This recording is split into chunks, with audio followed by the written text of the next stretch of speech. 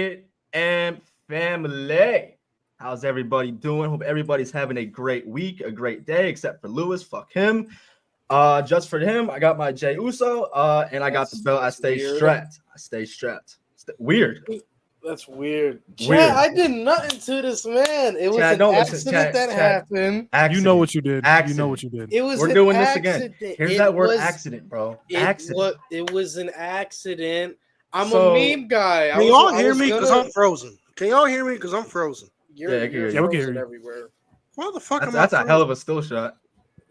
I'm just listen. I don't want to listen. I'm a meme guy. I was gonna send a meme, and I hit the wrong. I told you, bro. I said, "Damn, my finger slipped. I apologize." Stitch, you hear me, Stitch. You feel Stitch me. don't hear shit, bro. Stitch don't hear you don't hear nothing. It was an accident, bro. Sure. I was looking for a meme like I usually do every day. And I hit the wrong picture. Sometimes it happens. Okay, why?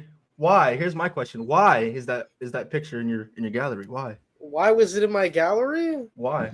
Because I was gonna show another group chat I'm in, like, oh, like he's really dating Dakota Kai, like they're kissing and shit. Like I was gonna send that for you. Don't say that shit. Don't say that. What? Shit again. Don't say that.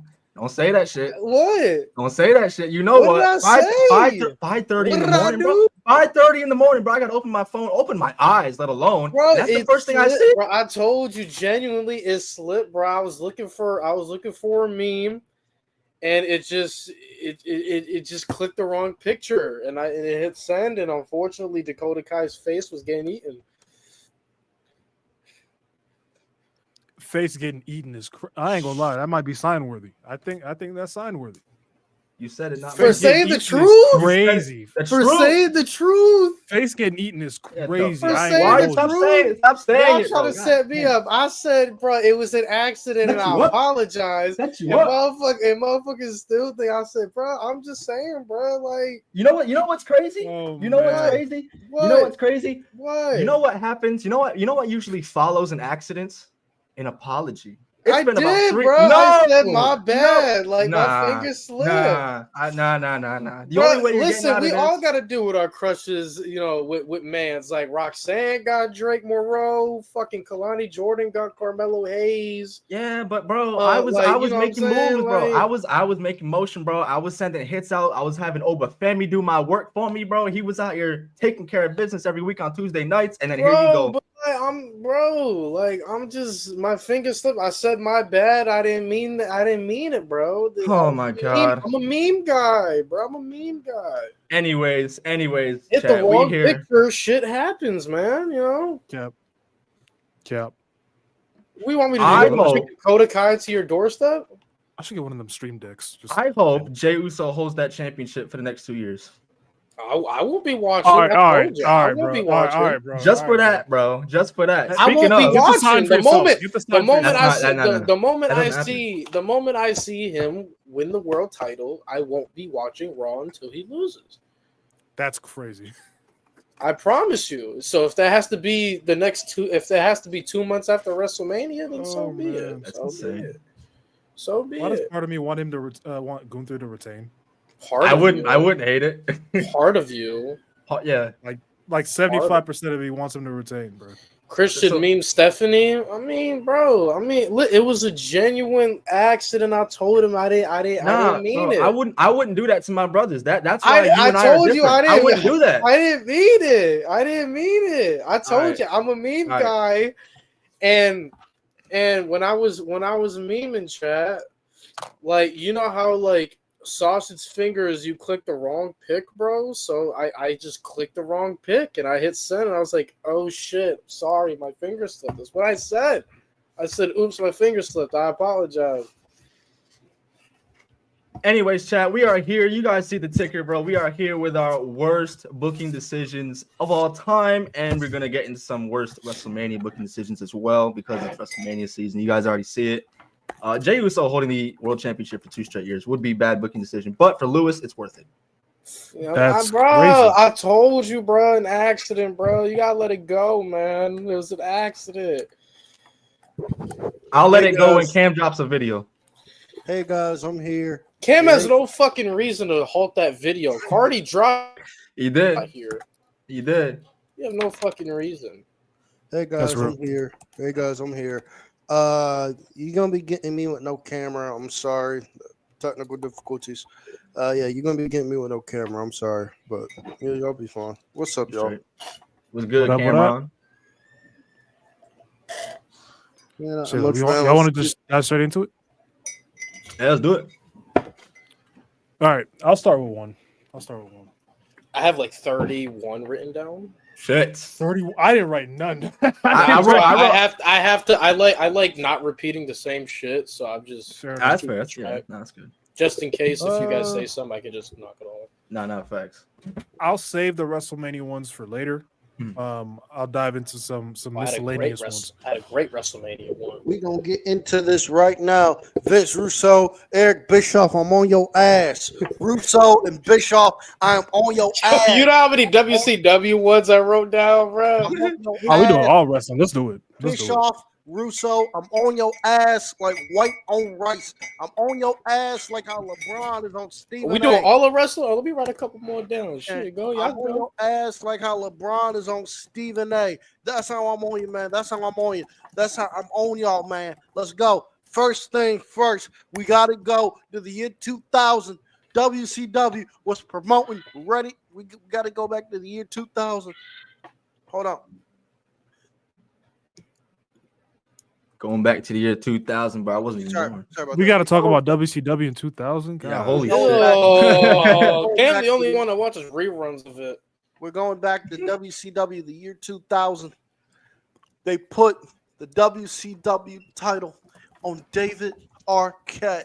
Despite David Arquette talent, even Vince Russo put the world title on David Arquette.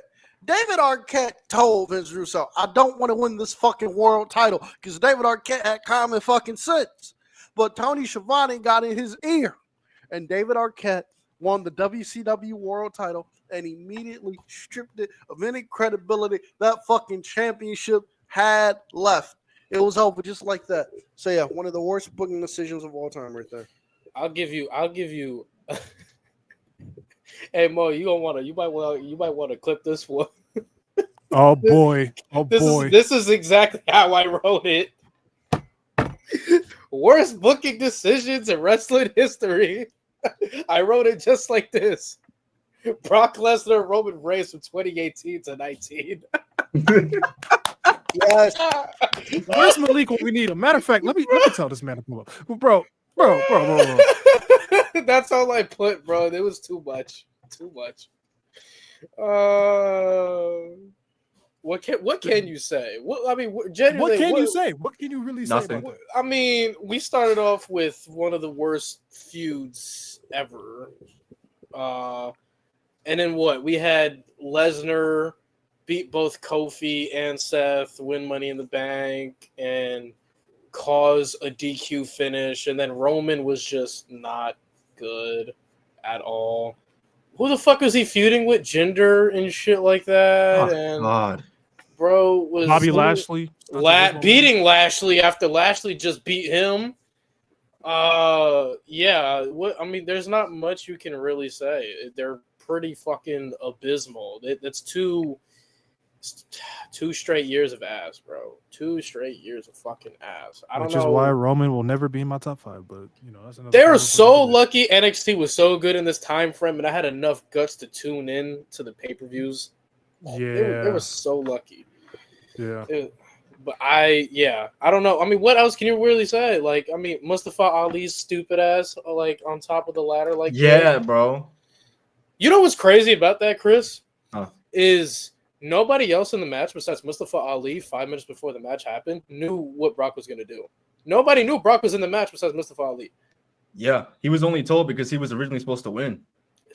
That's so nasty to me. So many great decisions Vince had in his back pocket that would have made sense in this time frame, and he was like, nah, at the last minute. So many fucking people would have gotten so much fucking opportunities and legacy-defining moments if it wasn't for Brock Lesnar in that time frame.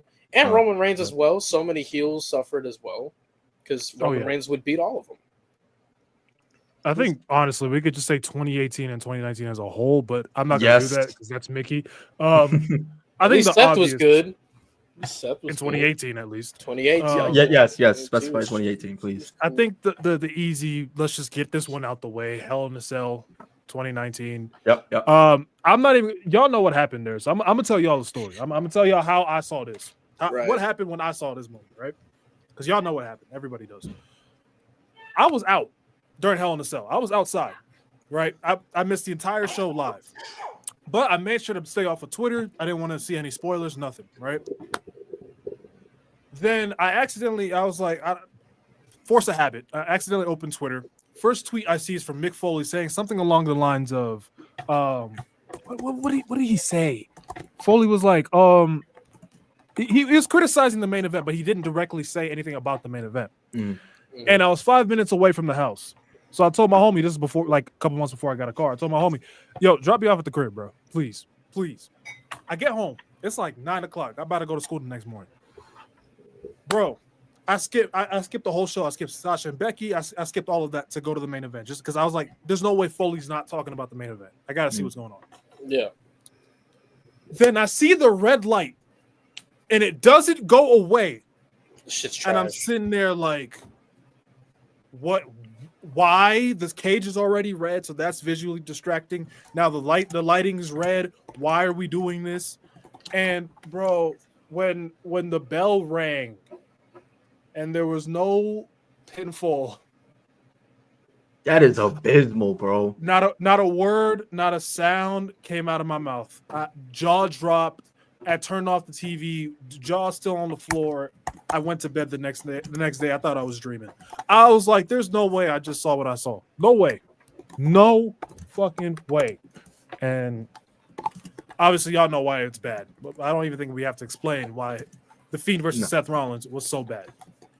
This shit was horrible. One of the worst fucking matches, visuals, fucking results. Why was the red light needed, bro? That shit was so OD. And they kept it. You don't need it, bro. Like he was already creepy enough with the mask. The mask itself was beautiful. It was like, right. I'll never understand that one. Let's go to wrestling. I'm sorry, Chris. Go ahead. I was just gonna say, sticking with the Fiend, it's another obvious one. Fiend losing to Goldberg at what was it, Super Showdown? Yeah. Man, bro, that one still pisses me off, bro. That one still pisses me off to this day, bro. I'll never forget, bro. I'm in college. I'll never forget. I'm in college, watching the show. The main event happens. I call Esco immediately, and I call him right in a raven going, "Did you see this bullshit, bro?"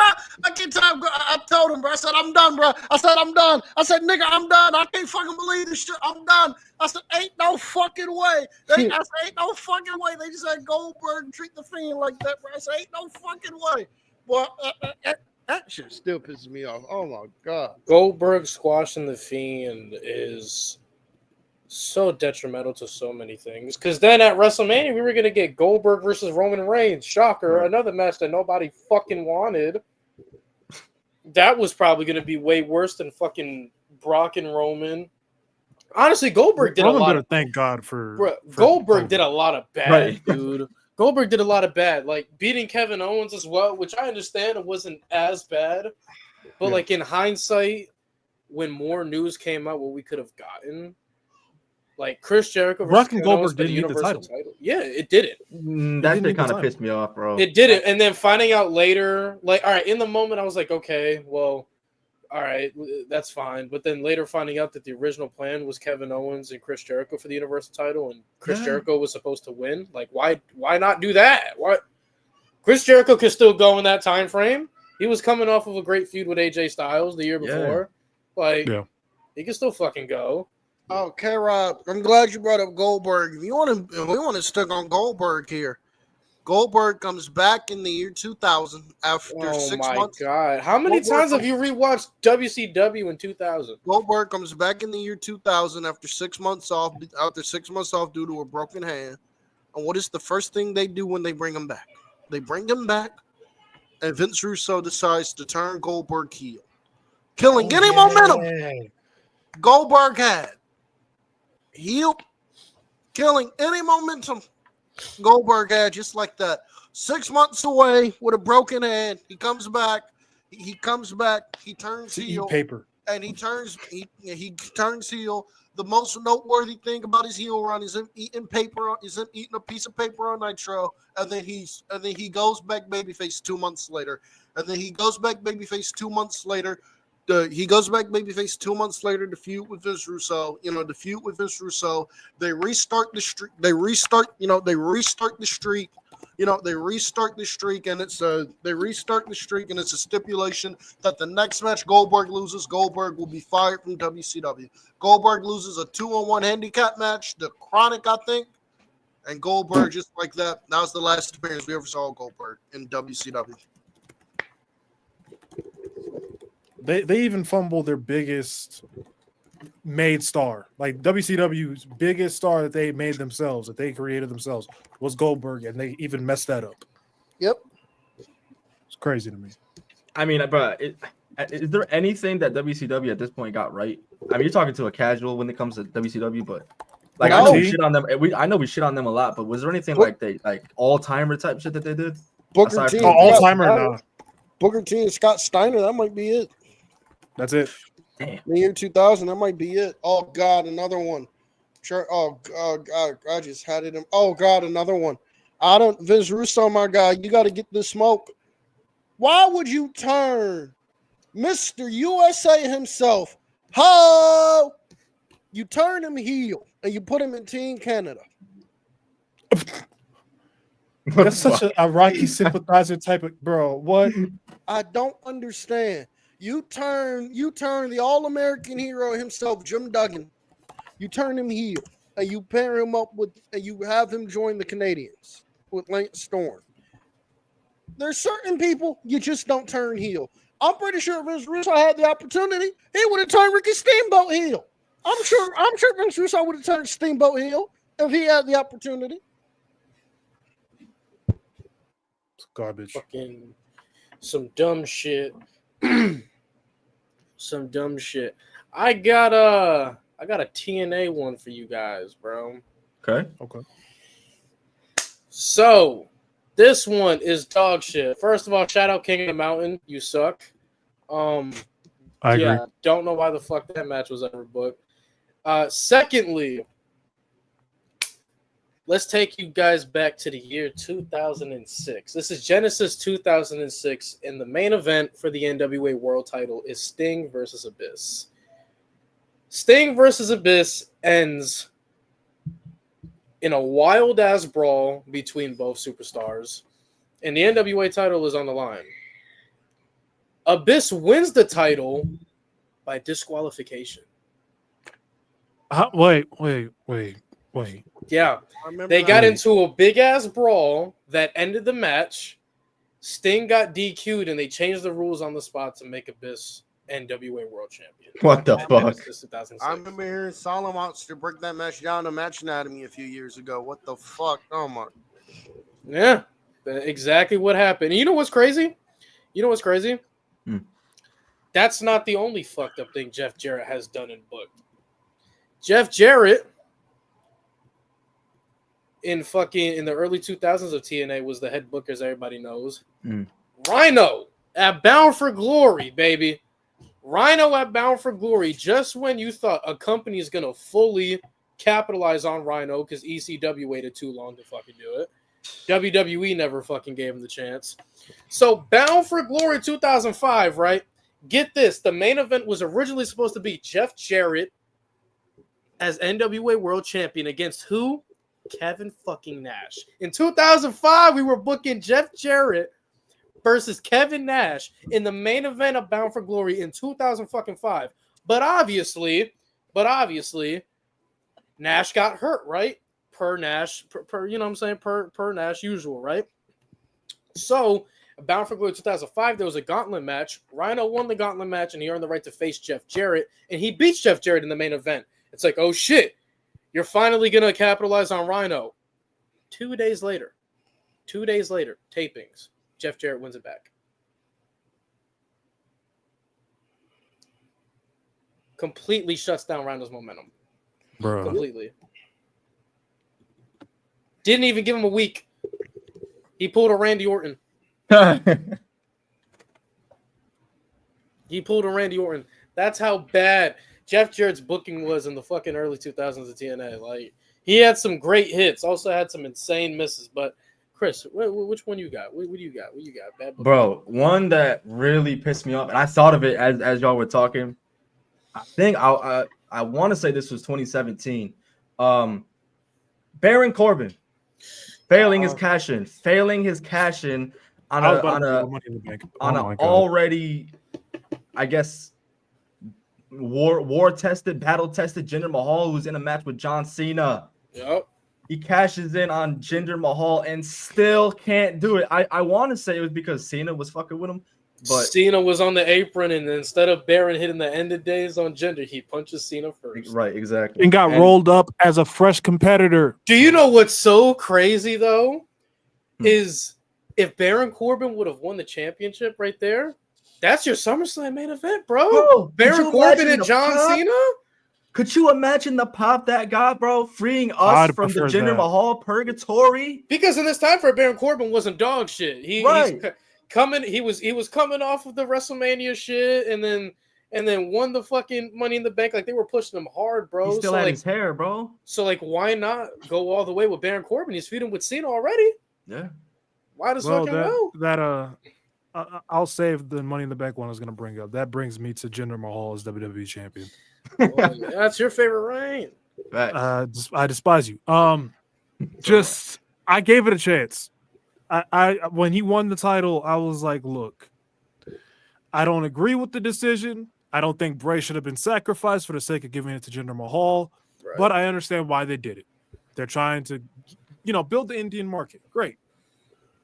But then they went about it all the way wrong. Number one, you're trying to draw the market of a whole country, but you have that person representing said country as a heel. Right. That's first problem number one. Problem number two, the consistent matches with Randy Orton. 2017 is probably Randy Orton's worst year. People say 2012. No, 2017 Randy Orton was actually terrible. It's bad. The matches with Randy and Jinder were the same match. The Punjabi prison sucked. Shinsuke Nakamura got sacrificed twice. Luckily, he won the Royal Rumble, but we know how that went on to happen. Oh, yeah. And when AJ, bro, we almost had Jinder versus Brock. Bro, we got as close as Jinder Mahal actually calling out Brock Lesnar on live television. The make-believe Maharaja. I'm sorry. The modern day Maharaja, man. I was getting them flashbacks, bro. Oh, my God. Right, to make it worse, we got the Singh brothers, man. They created a faction for them. A fucking faction. Just that they could try to add more heel heat. Yeah, that was. I mean, but the Bollywood boys though, like, they're a talented tag team. You never once used them in the tag team. They were just there to take the big spots. Yeah, that's true. That's very true. Like, the Bollywood boys are talented as fuck, bro, and you just don't use them at all. Like, they got cooked by Randy single-handedly, every time. Cooked by Jinder every time. I mean, by Shinsuke every fucking time, bro. It's just that was the year I finally was like, okay, maybe I need a couple weeks off from wrestling because what the fuck am I watching? Oh, buddy. Especially when he sells Shinsuke, you rook the same. I was like, yeah, you got it, bro. I don't remember that one. You got it, bro. I do. Cam, let's be old heads, bro. Let's take this shit all the way back, Cam. Hold on a second. Before we do that, I want to get to this one by Zombie Baby real quick. Go ahead. Where he says the Extreme Chamber booking was bad as bro. That December to Dismember show is the reason why Paul Heyman left WWE and was not seen again for like 6 years. If y'all know the original, December to Dismember, they put the championship on Bobby Lashley. That was not the original plan. Had Paul Heyman got his way, the plan was to put the belt on CM Punk. And Punk is going to win that chamber in a way that made Punk look like a badass. It was like Punk and Big Show were going to start the chamber. and Punk was going to choke Big Show out with the Anaconda Vice in like 2 minutes. Right. And Big Show was down for it. Big Show was like, yes. But Big Show was like, okay, let's go. Because Big Show at this point in time was banged up as hell.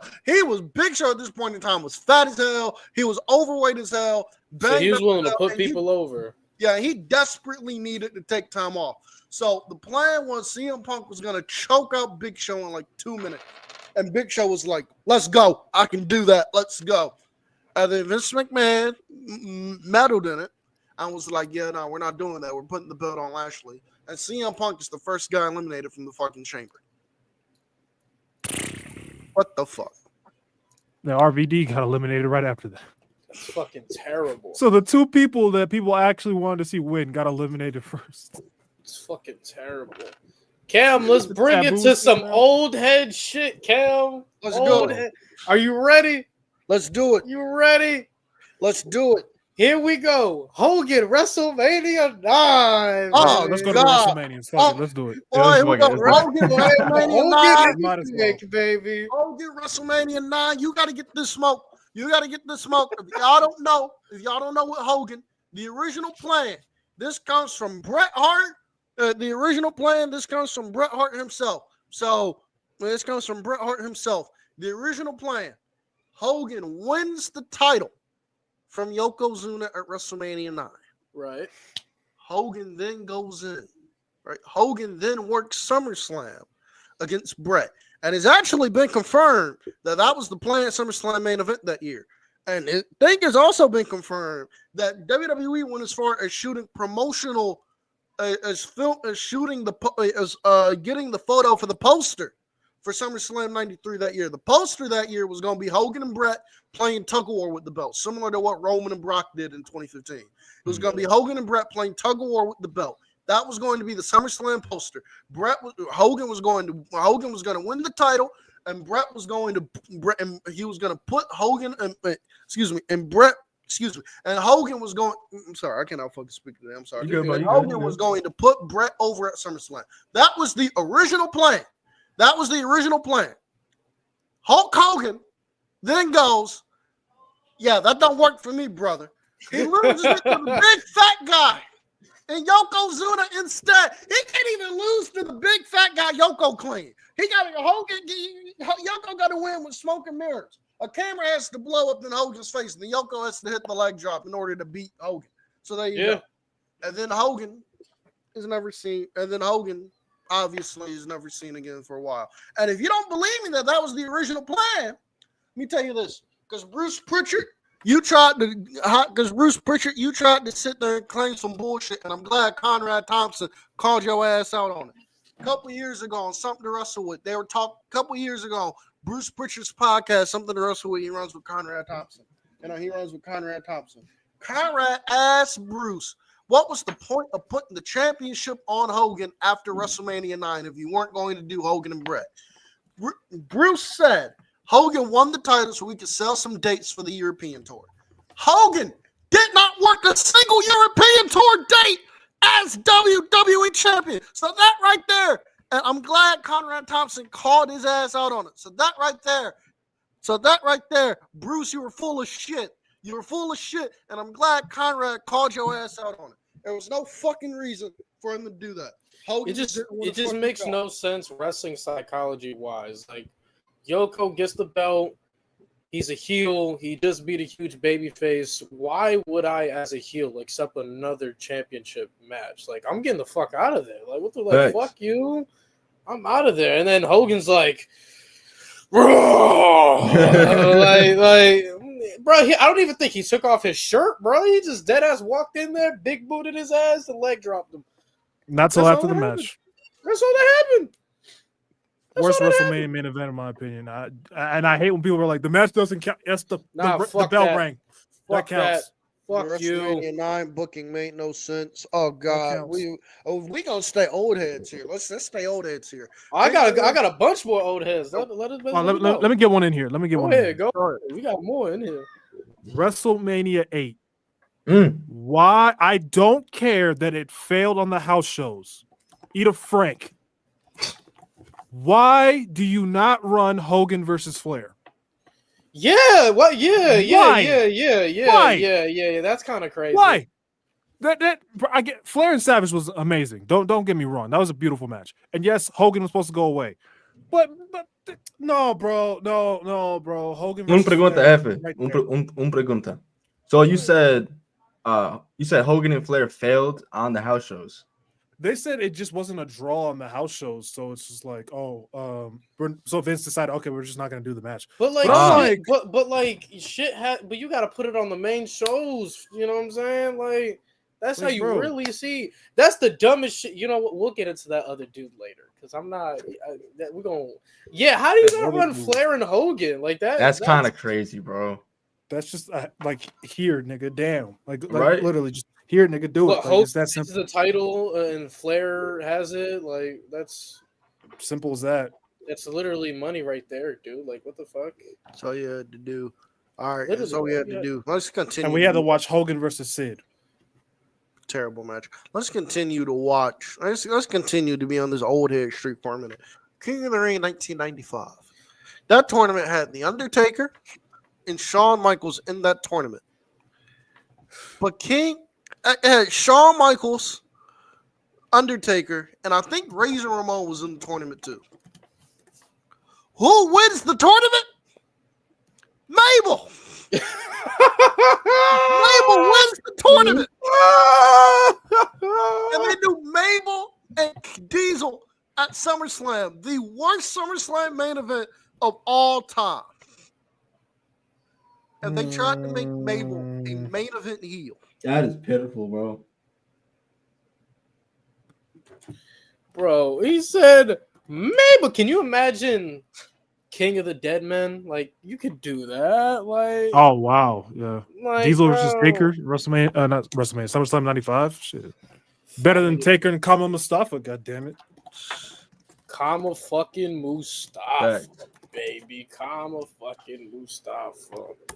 What's a bad decision they've made? Oh, we got another one. We sticking with old. Oh, go ahead. Go. I was just gonna say WrestleMania 11 having LT main event is kind of crazy.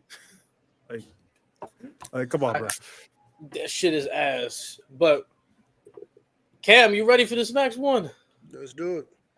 Lex fucking Luger celebrating Thank you. a count-out my win, God, baby. bro. Lex Luger celebrating a count-out win The whole with confetti and all that bullshit. The whole Lex Luger babyface turn was just a complete and utter fucking flop. Lex Luger, man, I love you. I do. I'm glad you're finally going into the Hall of Fame. You deserve it. You really do, Lex. You deserve it, Lex. You really do. But I'm sorry. I'm going to have to call a spade a spade. Even you said that you hated your babyface run in 1993. This run was fucking terrible. First off, this is a clear reaction to Hogan leaving and Vince McMahon feeling like we need another all-American babyface, despite the fact that the most popular guy in the company, Bret Hart, was right there. But, you know, the most popular guy in the company, Bret Hart, was right there. And I don't know why Vince McMahon did this. It was a weird thing with Vince and Bret back then. Despite, no matter how huge of a star Bret was and how important he was to business, Vince was always trying to move off of Bret. And it never fucking worked, so he had to go right back to Bret. It never you see why I rank him so high? But anyway, Luger, the way they built up this babyface turn, no nothing. Luger is literally doing the narcissist gimmick. He's doing the whole narcissist gimmick, metal plate on his forearm, this and the third. Then they have Yoko on the USS Intrepid, I think, on that fucking ship, I think it is. I don't remember if it's a ship or a boat, but they have Yoko on that fucking ship, whatever the fuck it is. Body slam challenge with celebrities. Celebrities are trying to body slam this man. Nobody can slam. Then here comes Luger coming out of fucking. There comes Lex Luger coming out of fucking helicopter, dripped in red, white, and blue. You know, dripped in all fucking red, white, and blue. He goes, slams Yoko. The place goes nuts. And then they put Lex Luger on a fucking bus for 4 weeks, and they get to SummerSlam, and he doesn't even win the fucking title. Fuck that. Bro, and celebrates after winning by countout. Bro, ridiculous. If y'all see the actual finish, he puts Yoko out of the ring, doesn't go get him. He literally, I think he forearmed him out of the ring. He let Yoko chill out there and then didn't go get him. And matter of fact, that was the best match of the night. That's the crazy part. That was the best match of that night. Nah, what's crazy though, I don't know what their fucking obsession was with trying to do shit for house shows, but they wanted to see what Luger looked like as champion and how the crowd would react. So they sent him out there with a replica WWF title for his entrance. And the crowd was like, what the fuck? Like when did you win that? Did I miss a show or something? Did you win it at a house show or some shit? And like that was a huge reason why WWF didn't give him the fucking title, because people didn't react well. But it's like, he didn't win it. How the fuck am I supposed to react? It's like CM Punk stealing the title from IV in 2013. I hated that shit. It's like, why do you got it? You ain't win it. Right. You ain't fucking win it. Oh, Cam, buddy. Oh, buddy, Cam, I got a great one for you. Let's go to I believe 2021. I believe 2020 or 2021. One of those years. AEW. Oh, I think you know what feud I'm about to say. This feud is probably in the top 10 worst feuds I've seen in my life. Hardy Family Office and no, worse than that. Cody Rhodes versus Anthony Ogogo. Oh my god, bro! That was double. Oh god, that was double nothing, bro. That was double nothing. Listen, no, you guys are like, no, you guys are going crazy. You truly don't understand how bad it was. Until bad. You see Rhodes to the top, you see the shit backstage. Tony Khan is like, wrap them up. Tony Khan is like, wrap them up. Wrap them the fuck up. Bro, Cody Rhodes versus Anthony Ogogo was horrible. And it's not because Cody Rhodes versus Anthony Ogogo wasn't a legit feud, because Anthony Ogogo was a prospect at this time that they were trying to build up. They called it what? He's a Golden Gloves boxer. He got bronze in like the Olympics or some shit. They built him up really good. The problem, even Cody said this on Rose to the Top, the problem why that feud failed so miserably is because they turned it into an America versus England type deal. And you had who? The fucking who they have in the middle, Cam? They try to have somebody in the middle to try to make people care. Let me see this shit. They brought in Paul White. People still didn't give a fuck. They had a whole fucking weigh-in, and the dude doing the fucking weigh-in shit couldn't even properly do the weigh-in. That was the segment. That was the segment. That weigh-in. That was the segment. That weigh-in was the segment. If you can find it online, they're doing the weigh-in, and they cut to Tony Khan in the back, and Tony Khan is just going, wrap. And Tony Khan is just going, what the fuck is this, bro? And he's like, bro, wrap them up, bro. Wrap them the fuck up. Bro, you want to know some stupid shit too? If you watch Rose to the Top, before the fucking segment, Tony is literally on the earphone talking to Justin Roberts, and he goes, "Yeah, we would like for you to announce Cody as the American Dream, Cody Rhodes." What? Yeah, he literally said that. And you know what they announced him? The American Dream, Cody fucking Rhodes. That's how they announced him. Don't even get us started on the match. The match sucked ass. The match was bad. The match. The only good part was Anthony Ogogo knocking Cody down, hitting a frog splash, and Cody kicking out. Other than that match wasn't that the feud that really started to get people like off Cody's side for real? Yep. I think so. Yeah, that was pretty bad. Okay, we done with Cody. Oh god, that segment got to be one of that feud in general is one of the worst feuds I've seen in my life. Like I would rather watch Cena and Laurinaitis before I fucking turn on Cody Rhodes and Anthony Ogogo. I'm being David Arquette winning the WCW title is not as bad as that fucking shit. The way they handle that shit, it's so bad. You guys want to get Cody Rhodes, the American Dream? Ew, that's worse. That's even worse. Yeah, that's even worse. Matt Thunder, thank you for reminding me. We're going to stick with AEW here, and we're going to go to a decision they made in 2023. Why the fuck did they put that women's championship on Saraya? I don't give a fuck that they were in London. I really don't give a fuck that they were in London. They ruined it. Hikaru Shida had the belt for like a month at this point. Shida won the belt And Sheeta won the belt, and then a month later dropped it right back, and then a month later dropped it to Saraya. I really don't give a fuck that they were in England. I really don't give a fuck. You give her the match in England, why the fuck does she have to win the title? Tony Storm should have won that fucking title. Or here's an idea: keep the belt on Sheeta, and then Saraya had it. They took the title off Sheeta because I think Sheeta went into that match as champion. She did, yeah. They took the title off Sheeta, put the belt on Tony, and put the belt on Saraya. And then Sheeta won the belt back like 2 months later on Dynamite. And then that's when Sheeta drops it to timeless Tony Storm. Bro, Saraya in that time frame, life was not on her side. She wins the fucking title, and then she beats fucking Tony Storm at Grand Slam. And then the one thing that was like keeping her reign alive was Ruby Soho, and she ends up getting fucking pregnant. So Saraya gets fucking left behind. And bro, her time in AEW was a mess, bro. Y'all remember when she tried to do that stupid ass AEW Women's Revolution when she brought out Sky Blue, Athena, Serena Deeb, and that shit went nowhere.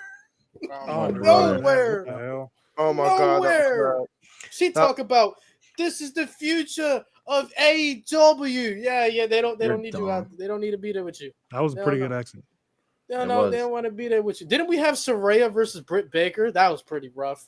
That was Full Gear. That was Saraya's first match in the company. That was pretty fucking rough. They did Saraya. That was her first match in the company. They did Saraya and Britt Baker, and that don't even sound good. Hey, Saraya. I'm sorry to spoil the news segment. Hey, look at Saraya. You're leaving AEW. You're leaving AEW. I'm gonna wish you the best of luck. Britt Baker. You need the Britt Baker.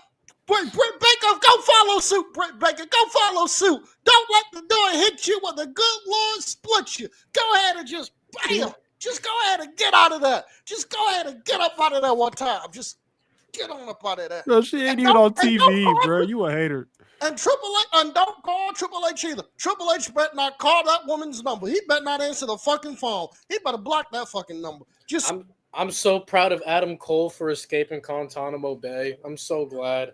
He finally don't look washed. He finally looked like the Adam Cole we know and love, baby.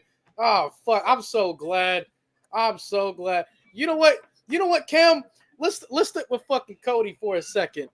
The idea that you hear the reaction Cody got, and you don't have him do a storyline where he abuses his power and makes himself champion and not making him heel is crazy. That's because Cody didn't want to do it. That's crazy. That's because Cody didn't want to do it. That's what it's that was. Crazy. Fuck Cody for that. Fuck Cody for that. Cody didn't want to do it. That's what that shit was. Cody didn't want to do that shit. Fuck Cody for that. He could have been the hottest heel in the fucking game, bro, if he did that shit. He really could have. He really fucking could have. I think an easy one. I think an AEW one that we need to bring up is what just happened at Revolution. My God, everything. I don't even care that Edge didn't win. I'm not calling him Cole. I don't care that Edge didn't win. Piss off. Why did you sacrifice Christian? Why? The match itself was terrible. The booking of that was so illogical. You had Christian himself get tap out. Like, bro, why? You got Christian looking like an idiot every week. He's begging for that contract to be returned to him, bro. And you know what's his excuse? I cashed in because I thought I was getting a one-on-one match for the world title with Cope. You had him cash in on somebody that wasn't the world champion.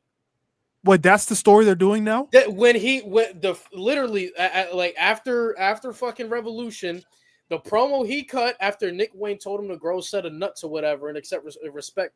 You know what I'm saying? After that, he said, "I cashed in for a one-on-one match against Cope." And instead that referee made it a triple threat match. You can't cash in on Cope because he's not the champion. If you would have said Mox, okay, we could understand. But you said Cope. Cope was not the champion in that time frame. He was not the champion in the match. Shouldn't that have been a disqualification though? Was the ref up, or am I misremembering that? I mean, yes, should have been a DQ. It's still he still cashed in, so like let it rock, I guess. Imagine Seth being like, "Oh no, I only wanted a one-on-one with Roman." No. He's not the champ. He's not the. That shit was ass. You know what? Fuck it. We're staying on AEW. Cam, the booking of the TNT Championship in 2022. God awful. Wasn't that just a Cody Rhodes and Sammy Guevara back and That was forth? Cody Rhodes, Sammy Guevara, Scorpio Sky, Wardlow, Powerhouse Hobbs. Scorpio Sky, bro. Oh my god, that was so fucking. Oh my god. And I feel like we haven't even seen Scorpio Sky since. I was about to say, where is he at? I thought he was injured, but I guess not, bro. That was so bad, bro. That was so fucking bad, bro. That was so fucking bad. Sammy Guevara, TNT champion, he's got a good thing. Right, this one, Sammy Guevara is actually pretty likable. This one, he's pretty likable. He's got a good thing going on as TNT champion. Yep. They do a special edition of they do a special Christmas episode of Rampage, and Cody Rhodes wins the title. I know because I was there live for it. I'm in the venue going, what the fuck? I'm in the venue going, what the fuck? I know good and hell well Cody Rhodes didn't win the TNT title for the third fucking time. They put the championship on Cody for the third time. They then do Cody and Sammy. They then do Cody and Sammy, I think, on the first Dynamite of the new year, because Cody Rhodes is leaving AEW. Because Cody Rhodes is leaving AEW. He's not even under contract. He's working under a handshake agreement. So they get the championship off Cody. They put it back on Sammy Guevara. Okay, fine. That I understand. They had steam too. That ladder match was great. Yeah, it was a great ladder match. Yeah. Okay, fine. That I understand. Cody's not under contract. You got to get the belt off him. Okay, fine. I understand. Scorpio Sky wins the 2022. No, Wardlow won that. No, Wardlow won the Face of the Revolution ladder match. My bad. Wardlow won the Face of the Revolution ladder match in 2022. My bad. Wardlow wins the Face of the Revolution ladder match in 2022 because Revolution 2022. That's the pay per view where they split. That's the pay per view where they officially split Wardlow and MJF. That's the pay per view where they officially split Wardlow and MJF. Wait, Cam, you're missing one detail on the real reason Cody and Sammy happened in the ladder match. Do you know why it happened, Chris? Do you remember why it happened? Mo, do you remember why it happened? No, what happened? It's because the original match Sammy Guevara and Cody was scheduled for, I think Cody was a little bit banged up, so they moved it. But at Battle for the Belts, they had Dustin Rhodes versus Sammy Guevara in an interim TNT title match. I remember that. In the interim TNT title match, and Cody was only off television for like 2 weeks. He was only off television. Cody was only off TV. That was when Sammy Guevara was wearing 2 fucking belts, Bro. 2 TNT titles. It was only off TV for like 2 or 3 weeks to where you didn't even need a fucking interim champion. They were doing that for the women too, but I guess that was more understandable. Yeah. Then Wardlow wins the fucking what's it called? Then Wardlow wins the fucking race. Then Wardlow wins the fucking Face of the Revolution ladder match. They do Scorpio Sky and Sammy Guevara. Scorpio Sky wins the TNT title. I don't know why. But Scorpio wins the TNT. I don't know why. But Scorpio wins the TNT title. They then put the championship back on Sammy Guevara. They then put the championship back on Scorpio Sky. They do Scorpio and Wardlow. Wardlow wins the title. They do Scorpio and Wardlow. Wardlow wins the title. Wardlow has a rank. They do Scorpion Wardlow for the TNT title. Wardlow wins the title. They then do Wardlow and Joe for the TNT title. Joe wins the title. That's when Joe calls himself. Joe wins the title. That's when Joe wins the title. That's when Joe starts calling himself the King of Television. And that was a good gimmick though, because he really was. I missed the King of Television, by the way. That was it was good. It was good because he was holding the Ring of Honor television title too. That was a fantastic gimmick. I missed the King of Television, but anyway, that's when Samoa Joe starts calling himself the King of Television. So Joe beats Wardlow for the TNT title. Then Samoa Joe drops it to Darby Allin. Samoa Joe drops it to Darby Allin because they're in Seattle. So they give Darby Allin loses it like 2 weeks fucking later.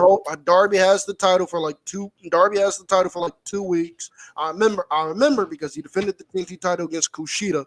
I remember because he defended the TNT title against Kushida on Dynamite, and then the next week they do Darby and Joe, no holds barred. Joe beats the fuck out of Darby, wins the title back, and then they go to Revolution in 20. And then Then after that match, Wardlow comes out because Samoa Joe cut Wardlow hair to take I'm sorry. I'm starting over my. It's bad. Like that. Like this all happened in 1 year. Yes. This is all in 1 year. Why did they cut his hair, bro? Then they do, yes. Then they do Joe and Wardlow. Joe cuts Wardlow's hair. That takes Wardlow off television. Joe beats Darby Allin for the TNT. Joe beats Darby Allin to regain the TNT title. After the match, Wardlow returns. Him and Joe, I think, brawled in Dynamite. They go to Revolution. Wardlow wins the title back from Wardlow. Will Hobbs wins the Face of the Revolution ladder match. They do Wardlow and Hobbs. Hobbs wins the TNT title. Hobbs is TNT champion for like a month. Hobbs is TNT champion for like a month before Wardlow wins it back. And then they do Wardlow and Christian. And then Christian wins the title. And then they do Wardlow and Christian. And then I think either Christian won the title from Wardlow or Christian won the title from Wardlow. What they did was Wardlow won the title from Luchasaurus and just gave the fucking belt to Christian. I'm trying to think. No. So what ended up happening? Wardlow was champ, and then Luchasaurus was the champ. Then they had a triple threat match between Luchasaurus, Darby, and Christian. Yep. And Christian pins Darby, and Christian becomes champion. And then after that, that's when Christian dropped the title to Cope, and then won it back the same night because he cashed in on Cope. And then from Christian, who did Christian lose the TNT title? Lost it back to Cope. And then Cope relinquished it, and then what we got now is what we got now. That's when Jack Perry wins it. Because the title gets vacated. So that's when Jack Perry wins it. And then Jack Perry drops the title. Then Jack Perry drops the title. Dan Garcia. That entire TNT title for like 2022. I'm sorry, y'all. I know that shit was worse. What I just mentioned from like 2022 on, that was all in one fucking year. My God. They were just like, you get a title. Everybody gonna get a title, bro. That shit was that team passed around like a blunt, boy. They're like, okay, here you go. It's gonna go back to me. Okay. Okay. I'm gonna hit it pass. Okay, it's gonna come back to me. Okay, hit it pass. Okay, it's gonna go back to you. That was that TNT title scene. My God, boy, Dude, that shit was god awful. Yes, it was. That shit was awful as hell. Another one of the worst booking decisions of all time. I don't care. I don't care what y'all say about the Young Bucks. I know the Young Bucks had killer matches last year, but I'm sorry. They were one of the worst things on AEW television last year. You cannot convince me otherwise. The Young Bucks winning the tag team titles again when they didn't fucking have to. Deadass didn't need to. What you got, Chris? We yapped. I got one from, let's take it to All In 2024. This one pissed me the fuck off. You had one of your most over, not even just women, talent in general, former AEW World Champion, return after injury on the fucking pre-show to confront Saraya. Jamie fucking Hater. Haterade, the return of Haterade that nobody saw. To me, that's just disrespectful. So at the time, the greatest AEW Women's Champion. Yeah, that was bad. That was very, very bad. Shit was dog shit. You know what? Let's do a little throwback. Mid 2010s, early 2010s. Why the fuck was Rampage Jackson under an Impact contract as a wrestler? Oh, brother. And Rampage and Tito Ortiz. Tito joined the Aces and Eights. Rampage joined the Main Event Mafia. Bro, what's so funny is Tito Ortiz revealed that he was with Aces and Eights, and you see fucking Mr. Anderson in the ring, like, what the fuck is going on? Like, he don't even know what's going on. Yeah. Boy, Rampage Jackson, it's so funny because this isn't Rampage's fault. It had nothing to do with Rampage. Rampage was signed as a talent, and Rampage was going to take it serious. He said, I think he had an interview with like Chris Van Vliet. He's like, yeah, you know, like TNA said that they're going to send somebody over to train me. So I got a ring in my garage. I got a legit ring. It got set up or whatever. And they didn't send nobody to train him. Wow. So he was just there. He had one match, and it was Aces and Eights versus Main Event Mafia. That was when AJ Styles turned back to being a babyface. And this is when they were going to build him up for the Bound for Glory series to beat Bully Ray. And then he only had one spot in the match, and that was when they all had the big-ass brawl, and he's just in the corner punching the shit out of Wes Briscoe's stomach. That's all he was doing. Other than that, they didn't use Rampage at all. No, God, that was bad. Oh, it was also bad because I watched Impact through and through. I did not take a break. Still haven't. King Mo in 2014 or 15? Get the fuck out of here, bro. I don't know who the hell said King Mo and Lethal Lockdown. Let's do that shit. That shit was ass. Boy, I remember that. Oh my God, I remember that. Hey, look, if we gonna stick on TNA. We gonna stick on TNA. We gonna stay with TNA here. Louis, help me out here. AJ Styles, his last few months in TNA was a fucking disaster. That was rough. That was a disaster. He wins the Bound for Glory series. He beats Bully Ray at Bound for Glory for the TNA World Title. Yep. TNA then proceeds to copy the CM Punk storyline with AJ Styles. AJ Styles takes the title. He goes away from TNA. He takes it to other fucking promotions to defend the title. Meanwhile, then they bring AJ Styles back. They turn Dixie Carter heel. And they bring AJ Styles back. They turn Dixie Carter heel. And then they do AJ Styles and Magnus, who Magnus was aligned with Dixie Carter at the time. Yep, Magnus turned heel. Yep, Magnus beats AJ. It was a rematch of the Bound for Glory series finals because that's who AJ beat to face Bully Ray at Bound for Glory. That was the finals for 2013. Oh God, that shit was so fucking. This shit was bad. So the way how Magnus won, that shit was lame as hell. But Magnus ends up beating AJ, unifies the titles or whatever, and then. This leads me to the next one. That's so funny, Cam, because this leads me to the next one. Magnus doesn't even hold it for long. He loses it to Eric Young, and the problem is not Eric Young being world champion because Eric Young, he deserved to be world champion. The problem is the only reason they booked EY to beat Magnus on a regular TNA show was because WWE had Miracle on Bourbon Street. Uh-huh. Yep. Only reason why. Because they wanted their own fucking babyface underdog moment. Yep. And it was EY beating Magnus. No real build.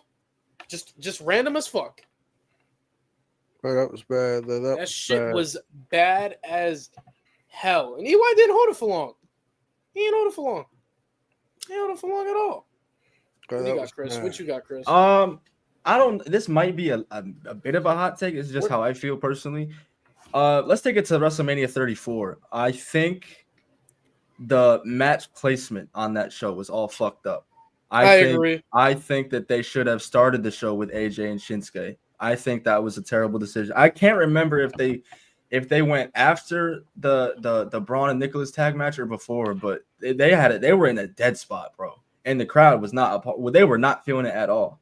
If they started that show, I know they started with the IC title match, and that match was fire. Don't get me wrong, but if you start with the WWE Championship match, whether AJ or Shinsuke, I would have preferred Shinsuke.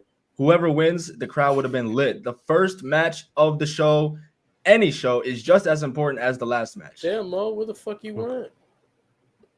Got some shit going on in the building. My bad, yo. Everything good? I just say shit, bro. We were slandering AEW. We were slandering TNA. Yeah. Oh, Cam, you probably remember this one. Cam, you probably remember this one. I think this was around 2011, 2012. Eric Young and ODB winning the Knockouts tag title. Oh God, I remember that. Oh. I heard Eric about Young that, and ODB won the Knockouts. I literally took that out of my mind. That shit was ass. Eric Young and ODB is the Knockout Tag Team Champions. I remember that one. And then they did the fucking.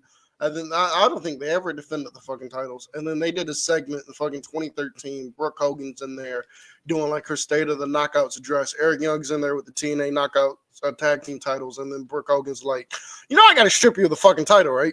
Like you're not a girl. You're not a female. That's verbatim what she said. You're not a girl, and it doesn't work for me, sister. That's what she should have said. You're stupid. It just That's doesn't work for crazy. me, sister. Oh my Doesn't. God. Oh my God, Cam. Hold on, we're staying on TNA. I want to see how much Cam really knows. Cam, do you remember 2010? Eric Bischoff and Jeff Hardy beat Generation Me and run him out of TNA. TNA, you need to be studied. TNA, you really need to be studied. You really do need to be studied. How in the fuck do you have these talents under contract? How the fuck do you have these talents under your watch at some point and manage to fuck all of them up and not use them at all? You had Okada.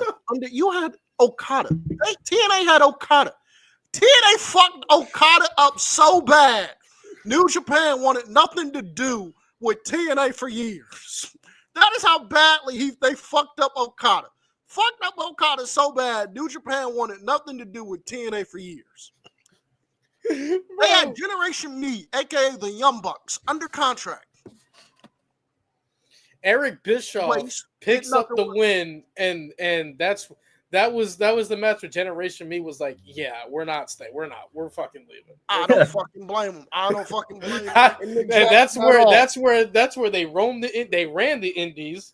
And then Ring of Honor was like, hey, we're gonna take a chance on y'all. They said, fuck it, as long as it's not TNA. I don't fucking blame them. I don't fucking blame Matt and Nick Jackson. I would have walked out that fucking door too.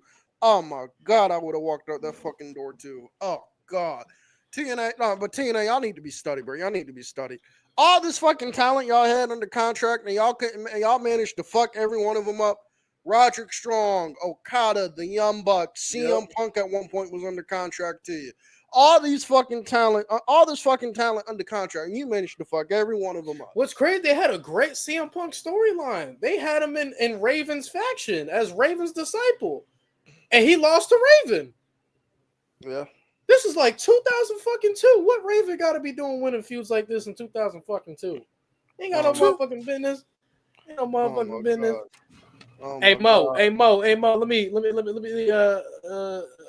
Let me test the waters with you real quick. You know about this more than I do, probably. Let's go back to WCW. The finger poke of doom. Oh God! Oh God! Let me. Mo, I know about it. I want to dive in, but I'm gonna let you go ahead and cook on this. I'm gonna let you go. I'm gonna let you do your own dive in on this. Actually, seeing it, it's so rough. I have watched both that Raw from that night and the Nitro from that night. That Raw is not special until the main event when Mick Foley wins the world title for the first time. WCW, and chat, you can correct me if I'm wrong, if I'm not mistaken. We were coming off of Goldberg's streak being broken. Yep. They advertised it as Goldberg getting his rematch. Yep. Against Kevin Nash. Yep. Instead, they gave us Kevin Nash versus Hulk Hogan, who was making his return after running for president, quote unquote. Hold on, Mo. You got to get into this here. You got to tell them why we didn't get the match. Didn't Goldberg? I think this is the show. I think this is the episode. The Finger Poke Doom episode. I think this is the episode. They announced a big title match with Goldberg and Kevin Nash in the main event. Goldberg gets his Starrcade rematch. They're running the Georgia Dome. They run an angle with Goldberg where Goldberg gets arrested, so he has to go downtown. He gets arrested, so he has to go downtown. And the way downtown is set up for them, it's like the police station is right next to the fucking Georgia Dome. Yep. But he gets fucking arrested, and like they run fucking angles and they run fucking angles on there to Goldberg being stuck at the fucking Georgia BD or whatever. Mo, take it away. I'm sorry, but no, you good. Like. And that very same night, they decided to spoil, because Raw, for people that don't know, Raw was taped at the time. They decided to spoil the fact that Mick Foley was winning the world title, saying, quote, that will put butts in seats. It did. I believe over 500,000 people switched over to Monday Night Raw, and WWF never looked back in WCW after doing one of the dumbest angles and reunited the entire NWO again after all this infighting. Reunited them after the finger poke of doom when people were done and tired with the NWO.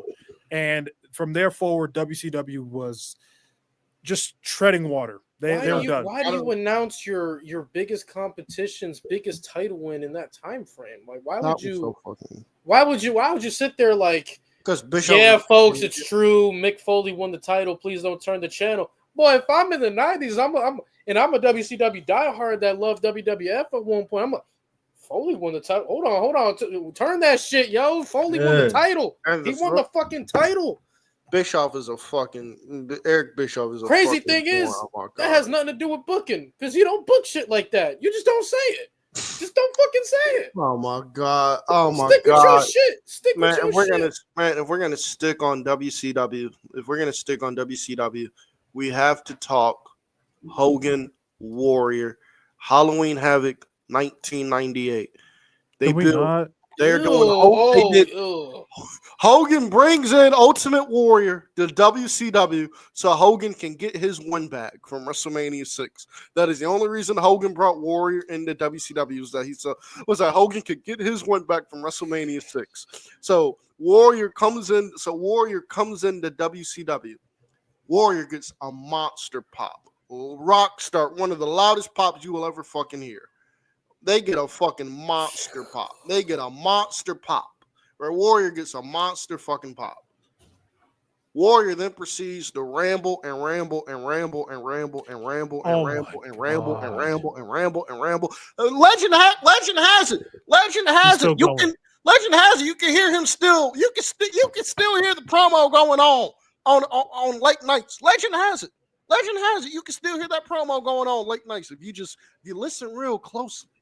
You can still hear that promo going on and on and on and on and on. So anyway, they run a Warrior and the NWO. They do the stupid fucking angle where they do the stupid fucking angle with Warrior in the mirror. Everybody can see the Ultimate Warrior appearing in the mirror. The only person who can't see it is Bischoff. Bischoff is the only nigga who can't see Warrior in the fucking mirror. So anyway, they do this whatever. Then we get the fucking War Games. Team Warrior against Team WCW against Team NWO. I think that was the fucking team. Chris, I've told you this fucking story before. British Bulldog. Nope, WCW did not fucking tell anybody. Ain't tell none of the fucking performers that there's a trap door into the ring. So avoid that part of the ring. And bother to tell any fucking body. Bulldog takes a back body drop on the fucking... He goes through the ring? Huh? No, where's he take the back body drop? Back body drop on the fucking trap door. Because nobody told him it was there. Bulldog damn near dies in the hospital because of that. That Bulldog was never the fucking same because of that. Bulldog was never the same fucking performer because of that. Damn, that hopped up on painkillers for the rest of his life. Damn near ruined. WCW ruined his life because of that. Anyway, what's crazy is all the mistakes and accidents fucking WCW made were all avoidable. Y'all were just stupid. They were all fucking avoidable. Motherfuckers sit there and say Mick Foley just won the title. Like, bro, that is so avoidable. Why would you say that? Just don't acknowledge it. It's competition. Don't acknowledge it. Especially that kind of a title change. You don't say that. Yeah, and then we get to the fucking main event. Not main event, but then we get to the Hogan Warrior match. One of the worst fucking matches of all time. An absolutely terrible match. The finish is supposed to be Hogan winning by throwing a fireball in the fucking Warrior's face. But Hogan can't get the fucking fireball to go off. He can't get the fucking fireball to go off. And then they do. So, they're fucking around with this, mind you. Then they get to the main event. They do DDP and Goldberg. And mid-match, the feed cuts. The pay-per-view companies just cut the feed mid-match because they went long. They cut the feed in the middle of DDP and Goldberg, so WCW was forced to air their world title match on pay-per-view. Goldberg and DDP, they're forced to air that on Nitro for free. And I think that is the last time WCW ever won the ratings war again. Wow. Oh, my God. Vicious V, I'm glad you brought that up because let's stay on WCW here. I'm glad you brought that up, Vicious V. Oh, God. Sting! Halloween, Starrcade 1997. The climax. to the greatest story WCW has ever told. This is the night. This is it. For the WCW title. This is the night right here. This is the night right here. Hey, Cat, what they say? This the one, bro. This the one. This the one right here. This the one right here. Sting is going to put an end to the NWO's reign of terror forever. This is the one right here. They get to the fucking match. Hogan whooped Sting's ass for 95%. He whooped Sting's.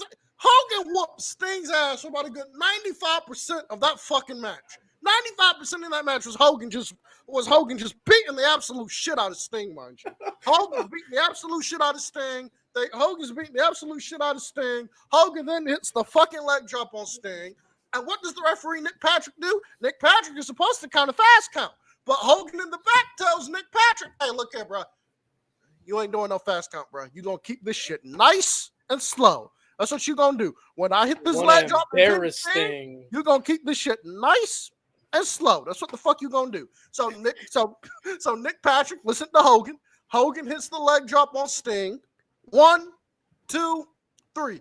Hogan retains the WCW title via fast count, but it wasn't even a fucking fast count. Bret Hart comes.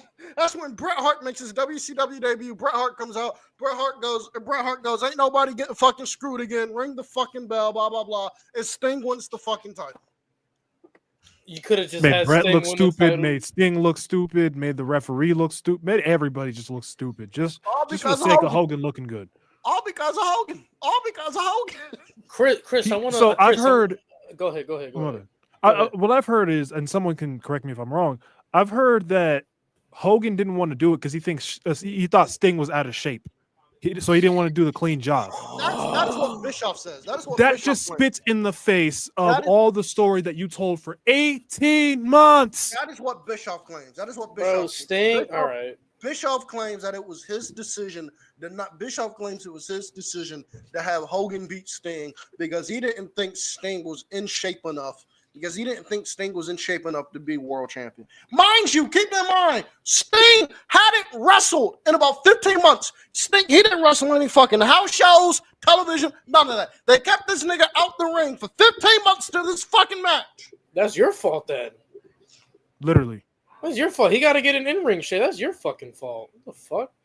Chris, I want to get you involved here because you've been quiet. You know what I'm saying? I have to throw some dog shit at you. I believe 2019, buddy. Oh God. We got Roman Reigns versus King Corbin. No, don't do that. Don't do that. In dog food. The segment that almost made Mo walk away. That segment almost made me stop watching. That segment almost made me stop watching. I'm with Esco. I'm with Esco the next day after SmackDown. I'm just with Esco. I'm like, bro, I'm done. I'm like, I can't do this shit no more. I cannot do this shit no more, bro. Chris, how'd you feel about that? Bro, that shit was pitiful because you know what's the craziest thing about it, bro? That wasn't too much long after they went to Fox, I believe.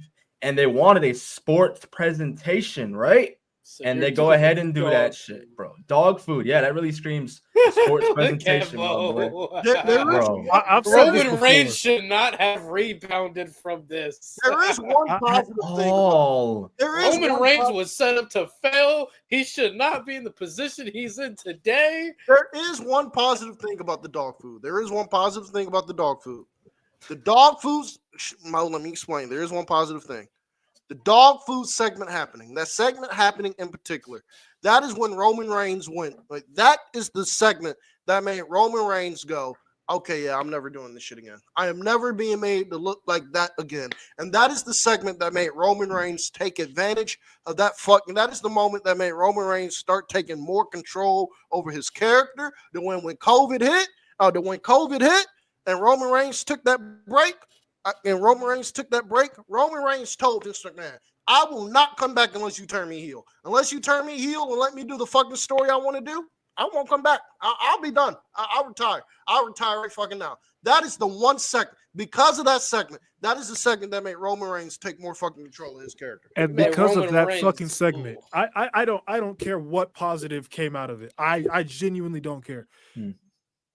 up to that point, I'd been watching WWE for 12 years. I'd seen a lot of crap, seen a lot of bad stuff. That drove me to say, I'm done. Yes. I turned the TV off. I said, I'm done. I'm too old for this. Why is somebody getting dog food?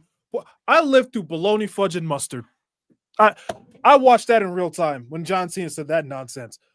That was the straw that broke the camel's back. I said, I'm out. I'm out. If it wasn't for Edge, I would not be watching today. If it wasn't for Edge, I wouldn't be watching today. I swear to God. Because why? You couldn't have Roman do anything else. You couldn't have Corbin and Roman doing anything else. Dog food, the mascot.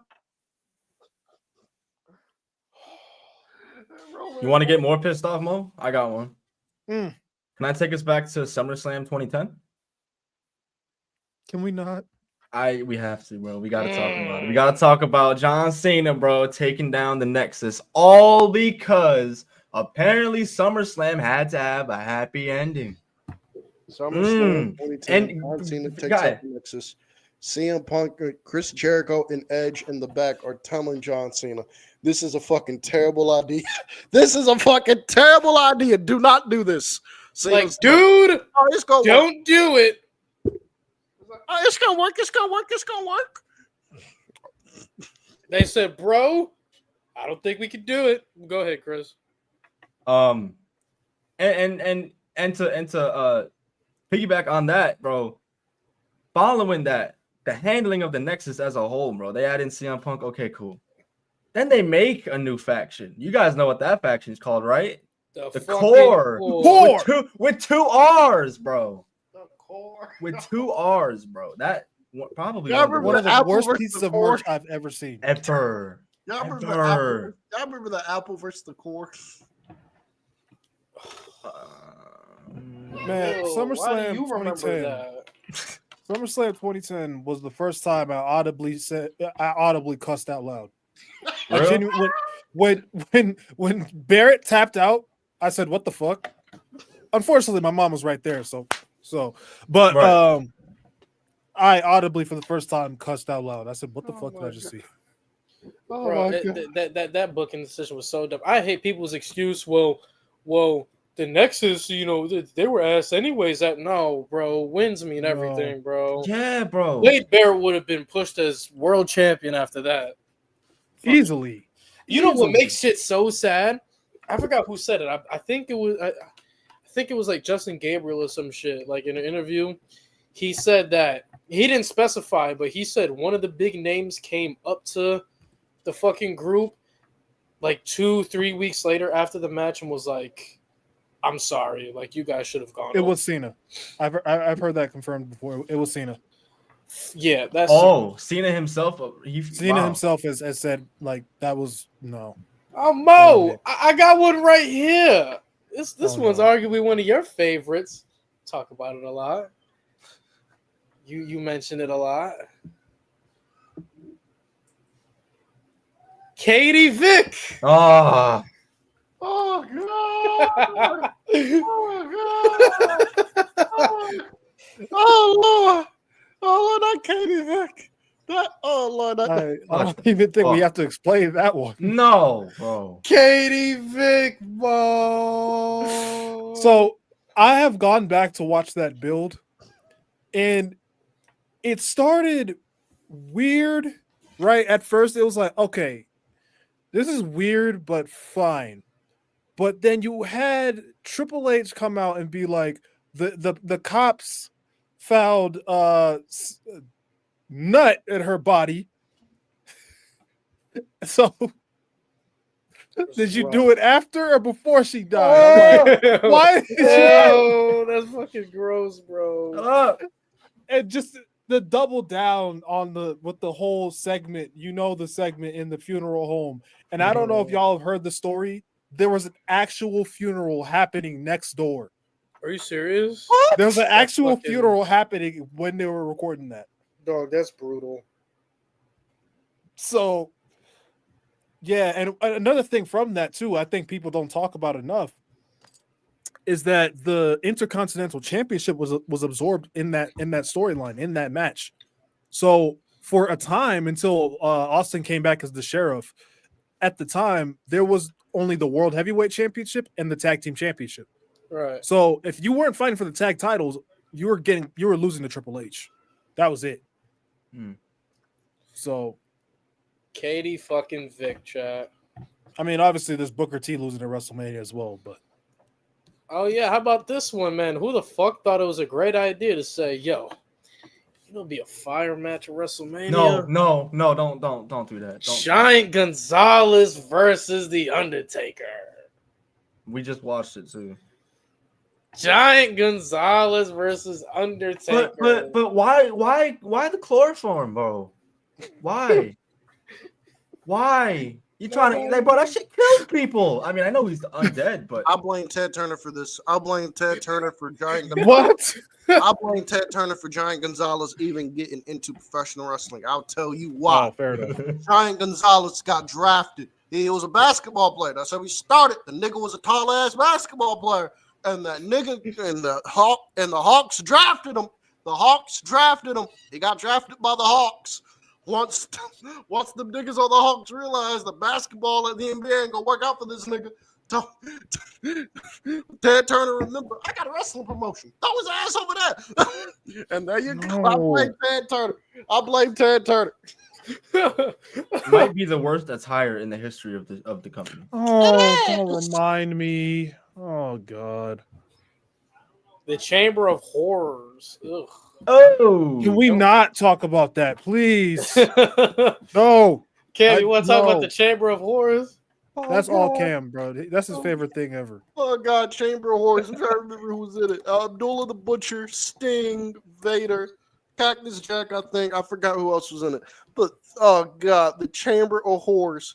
Abdullah the Butcher got electrocuted. Oh my God, one of the worst matches you will ever see. Oh fuck that! Speaking of the Chamber of Horrors, I got another one.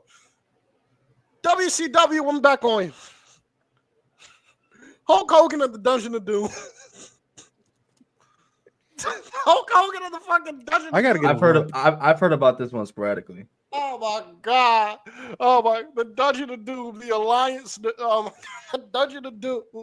They were on a quest to end Hulkamania. Tell me why these niggas they did a triple decker cage. Tell me why these niggas they did a triple decker cage match. I think. They did like a triple-decker cage match, Hogan and Savage against the Dungeon of Doom and the Four Horsemen. Against the Dungeon of Doom and the Four Horsemen. And who the fuck debuts this night? Zeus. Well, they can't call him Zeus, so he has to go by Z-Gangsta. Oh, my God. I think that's when he fucking debuted here. Oh, my God. That shit is ass. You know what else was ass? The WrestleMania 27 main event clusterfuck. I don't know who the fuck booked that shit. That was horrendous. I'm gonna have a stroke.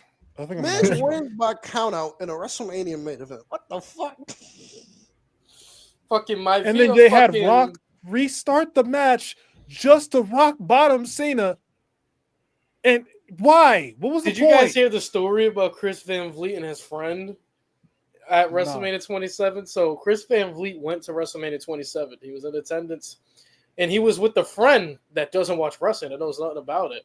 Oh no! And fucking the main event was so confusing. His friend was like, "Did my Via win?" And Chris Van Vliet goes, "Bro, he wasn't even in the match, bro." Fuck. Oh my God! That was terrible. That was terrible. Made the Miz look like an idiot. Miz was also concussed. Yeah, I remember seeing the spot. He doesn't remember anything. That's why he deserves more respect. To this day, doesn't remember anything that happened. That's got to be scary, bro. To literally like be involved in a WrestleMania main event and not even remember anything from it. That's scary, bro. Bro, and the thing was, 2011 was the first time I'd seen The Rock on TV in real time. Yeah. So I was just like, this is the guy everybody likes? Mm-hmm. Like, doing this nonsense? And don't get me started on his opening promo at 27. My God, that shit does not end. I wasn't impressed then. I'm not impressed now. You guys want to get more pissed off? Sure. I mean, I still got a whole list. I could, you know what I'm saying? Like, we go ahead. Can I just throw out Kofi and his championship reign going up in smoke in about 6 months, 6 seconds on SmackDown? Yeah, bro. For Cain fucking Velasquez, bro. For Cain Velasquez. That was the debut on Fox, right? Cain Velasquez. That was the Cain debut. Velasquez. That's ridiculous. Free Cain Velasquez. Free Cain. Yeah. Absolutely. But I've said before many times, to me, I don't think the problem of that match is Brock winning. Never had a problem with Brock Lesnar winning. I would have booked that if I had the pen. But the fact that not only did you have Kofi get squashed, but basically you told Kofi, know your place, and sent him back to the tag team division after you had booked him very well. Like, the title reign itself, based on who he was feuding with, wasn't all that great. But Kofi himself was booked very well. I think he lost once or twice on TV. So I'm just like, so you built a main event star, somebody that can go up and down, upper mid card, right? Easily. Yep. If you need him in the main event, you can throw him in there real quick and then whatever. Yep. You destroyed that because Kofi Kingston didn't care about the fact that he lost the WWE Championship.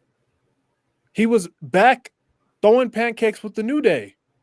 Like, nothing happened. Like, the last 6 months, nothing. Like, the last 6 months of his life just didn't happen. He lost all ambition in one match.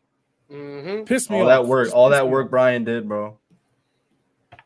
For literally fucking nothing. That for shit nothing. was ass. How about and it's sad too about the reports that are coming out for this one. It's very sad hearing about it because the landscape would have been different. That's Edge beating the Demon at WrestleMania 39. And the reason, and now we know the reason why Edge beat the Demon was because of Vince. Oh, I knew that. It was confirmed. They didn't have to tell me. They didn't even have to tell me that. It was confirmed by Sean Ross Sapp that the reason. Plus, Cope also beat the Hogan allegations. I don't know why that started, but he beat it. And Finn was supposed. I guess because he's been protected in AEW. I guess. Who gives a fuck? Who gives a fuck? Nobody's good right now. Fair enough. Right now.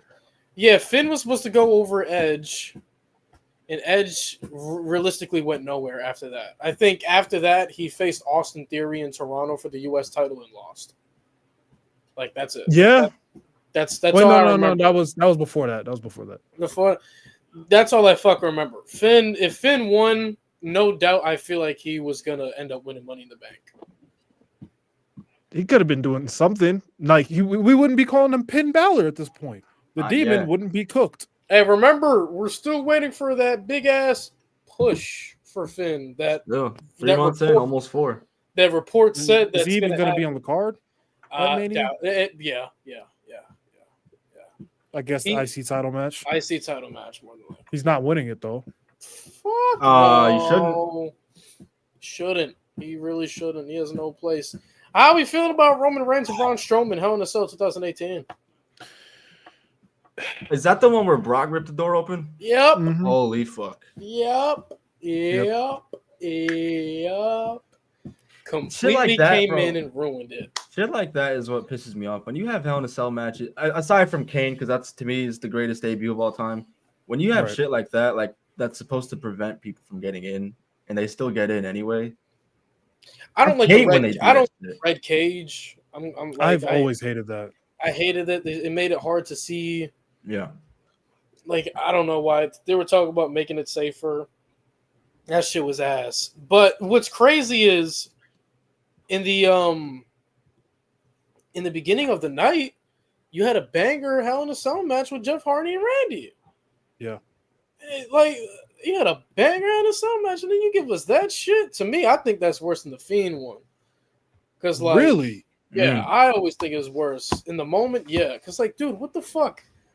Like, the match already was chaotic as it is, because you had the Shield trying to protect Roman, and then that was Dolph Ziggler and Drew teaming with Strowman or whatever the fuck. Like, that's just chaotic as it is. And then you insert Rock, and that shit was ass. Shit, I got one. For me, man, can't compare ass to ass, because I was about to say, I was going to make an argument for 2019 being worse, but they're just both terrible. I think this one had a little more to do with the network specifically, but keeping it in the realm of Hell in a Cell when they had a Hell in a Cell match on SmackDown and Raw. Oh my God, you're talking about Rey Mysterio and Xavier Woods. Oh yeah, they each got their title matches on this. Like, why? That shit was ass. What the fuck? I guess Roman and Ray made some sense because his father's there or whatever. So right. I guess, but Bobby and Xavier did not need to be a Hell in a Cell. Oh, bro, what? You know that was when they were just throwing around that stipulation. Just because. You know the reason why they did that, right? You know the reason why they did Lashley and Woods inside Hell in a Cell, because right? the networks wanted it. Yeah. Yeah. USA Network was Fox got one, so USA was like, "Give me that." That's why I prefaced it at the beginning, but still. Cam, it's your fault. Yeah, blame Cam. Yeah, I have a couple of NXT ones. Ooh. The first one, probably my favorite one, because y'all know how I feel about this guy. Yeah, Trick Williams beating Ethan Page in Chicago. I don't give a fuck about the story. I don't care that he was supposed to win. The moment he beat Ethan Page, the product went from like, all right, this was Trick as champion the first time. Ethan Page wins the title, brings it back to here. That's Trick. Yeah, and it actually falls off. That's Trick. That's Trick. That's Trick. Yeah, that was bad. That shit was ass. And I hate when people say, well, the reason why both his reigns sucked was because he ain't really had nothing to feud with. Ethan Page feuded with the same exact roster Trick did and had a way better reign with way better matches. Why? Because Trick didn't face Joe Hendry? Newsflash, Trick is Joe Hendry. Can't put Trick and Joe Hendry together. Like, that match was, man, that shit was ass. So yeah, Trick Williams beating Ethan Page in Chicago. Yeah, fuck that. Ethan Page should have retained. Cam, this is a hood classic right here. Apollo Crews versus Dabba Kato. Who the fuck cooked that dog shit up? I was there live for it. I was there live. I was there live with Dabba Kato. You started the night with Wesley versus Dijak, and that shit was amazing. And then you do an angle where Dabba Kato turns on Apollo Crews, and we had one of the worst feuds. We were one of the worst fucking feuds. That is terrible. Yep. Who asked you for see, that? but Ethan and Oro Mensa was a good feud. I liked it. That was the best Oro Mensa ever looked. Facts. Even Oro was great. That was, bro. Ethan Page put Dante Chen on the map, bro. Like Ethan Page faced off against Joe Hendry. Who's the worst NXT Women's Champion of all time? I'm trying to. Indy Hartwell. Yeah, by default. I mean, people who had a legitimate reign. Indy with a legitimate reign. There's not many bad. I mean, is it Raquel? Page by default. Is it Raquel? I was gonna say Raquel. Nah, that's not Raquel. No. I give it a Rhea. She didn't really do much with it. Yeah, but she's also the only NXT Women's Champion to take it to WrestleMania. Granted, she looked like an idiot at the end, but chat saying Mandy Rose. No, she wasn't. No, I wouldn't call her the worst.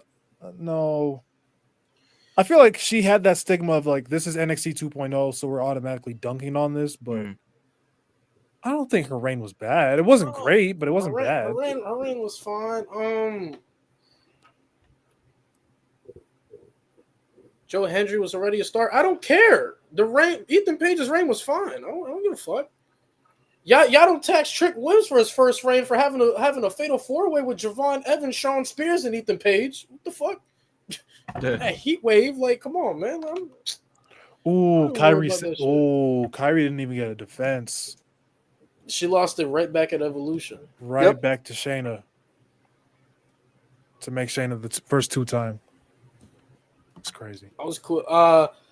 This was another one. A huge miss from Triple H. Not running a legit Kevin Owens and Samoa Joe feud. Because Samoa Joe debuted in NXT confronting Samoa Joe. Yep. And I think they had like a match that ended in DQ and they never revisited it again. Weren't there a tag team at one point? I don't fucking on the main roster 2019 or 2020. Yeah. Was that when they were fighting Rollins and yeah, that's the one. Yeah. I don't fucking I personally thought they should have done Finn Balor and Samoa Joe backwards. I thought Samoa Joe was the perfect guy to beat Kevin Owens, and then Samoa Joe in the middle of his reign turns heel, and that's who Finn Balor beats. That's how I would have done it. Well, they wanted to do. Well, they had Finn Balor beat Kevin Owens because they were in Japan. Yeah, that was Beast in the East. That was Beast in the East. That was supposed to be Hideo Itami, but Hideo got hurt. So damn, Kofi got squashed on that show too by Brock. Crazy. Bro, Hideo Itami had so many times to be champion. He just got hurt too many times. He kept getting hurt, bro. He's like Samoa Joe on the main roster. He just kept getting hurt. Bro, speaking of which, bro, one of the funniest things I've ever seen, bro, comes from the night when comes from that show, the night when Hideo got hurt, comes from the night when they showed Hideo in the parking lot after being attacked, and Kevin Owens just walked past. Kevin Owens, they get Kevin Owens walking past Hideo, and it's like, what a shame. And he just walks into the fucking building. That is one of the funniest things I've ever seen, bro. Kevin Owens is a national treasure, bro. That man said, what a shame. It just went on about his business. Shit was complete dog shit. Speaking of which, NXT, how do you not put the tag titles on Kaz and Enzo? How do you put the tag titles on the Vault? Same with the main roster. Yeah, facts. Yeah, same with that's kind of crazy, bro. How do you not throw the tag titles on TM61? Like how? Yo, speaking of that, I know people were. I'm gonna call him out. G baby. Stop trying to tell me that the Hardys winning at WrestleMania was a bad decision. I don't want to hear that. The bad decision was Enzo and Cass being broken up for no reason. Yes. Literally, the Bar won the tag titles back. Just go to SummerSlam and give Enzo and Cass the tag titles.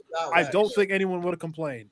That was a terrible. Breaking up Cass and Enzo was a terrible. That shit was ass. You know what else was ass? You know what I hate?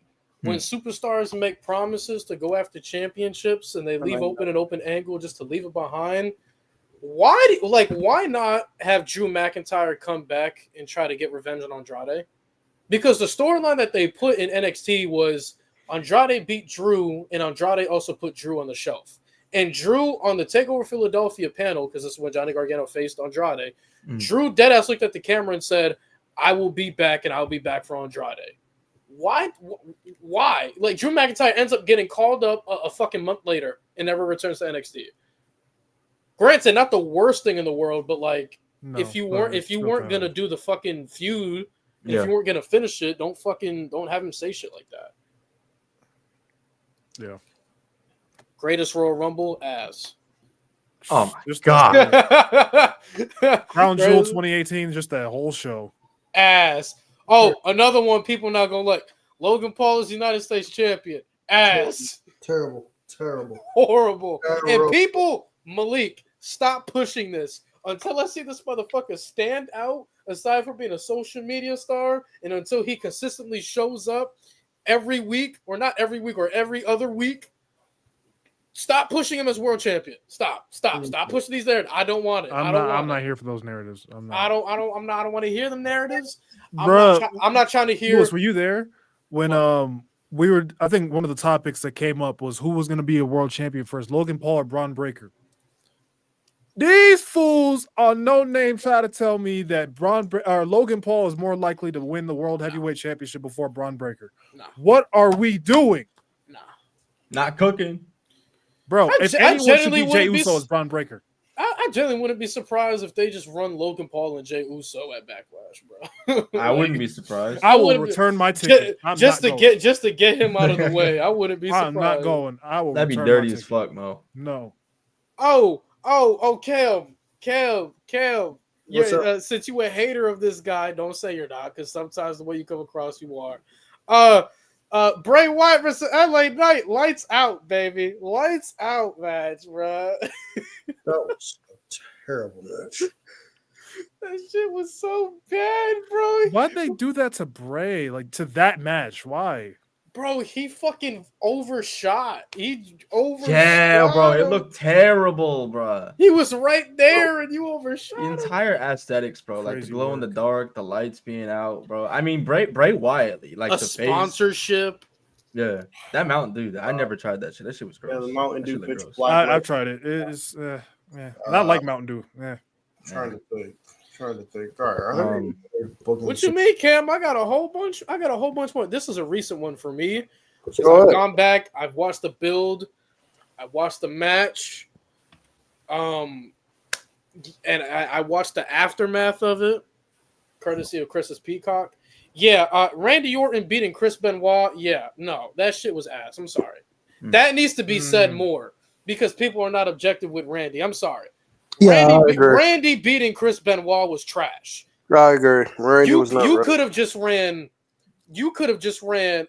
You could have had Benoit retain, and then you could have done Benoit and Triple H at Survivor Series. Benoit was over. Y'all know I hate Benoit, but objectively speaking, in this time frame, Benoit was so over that the momentum could have carried to Survivor Series. That's how over he was as world champion.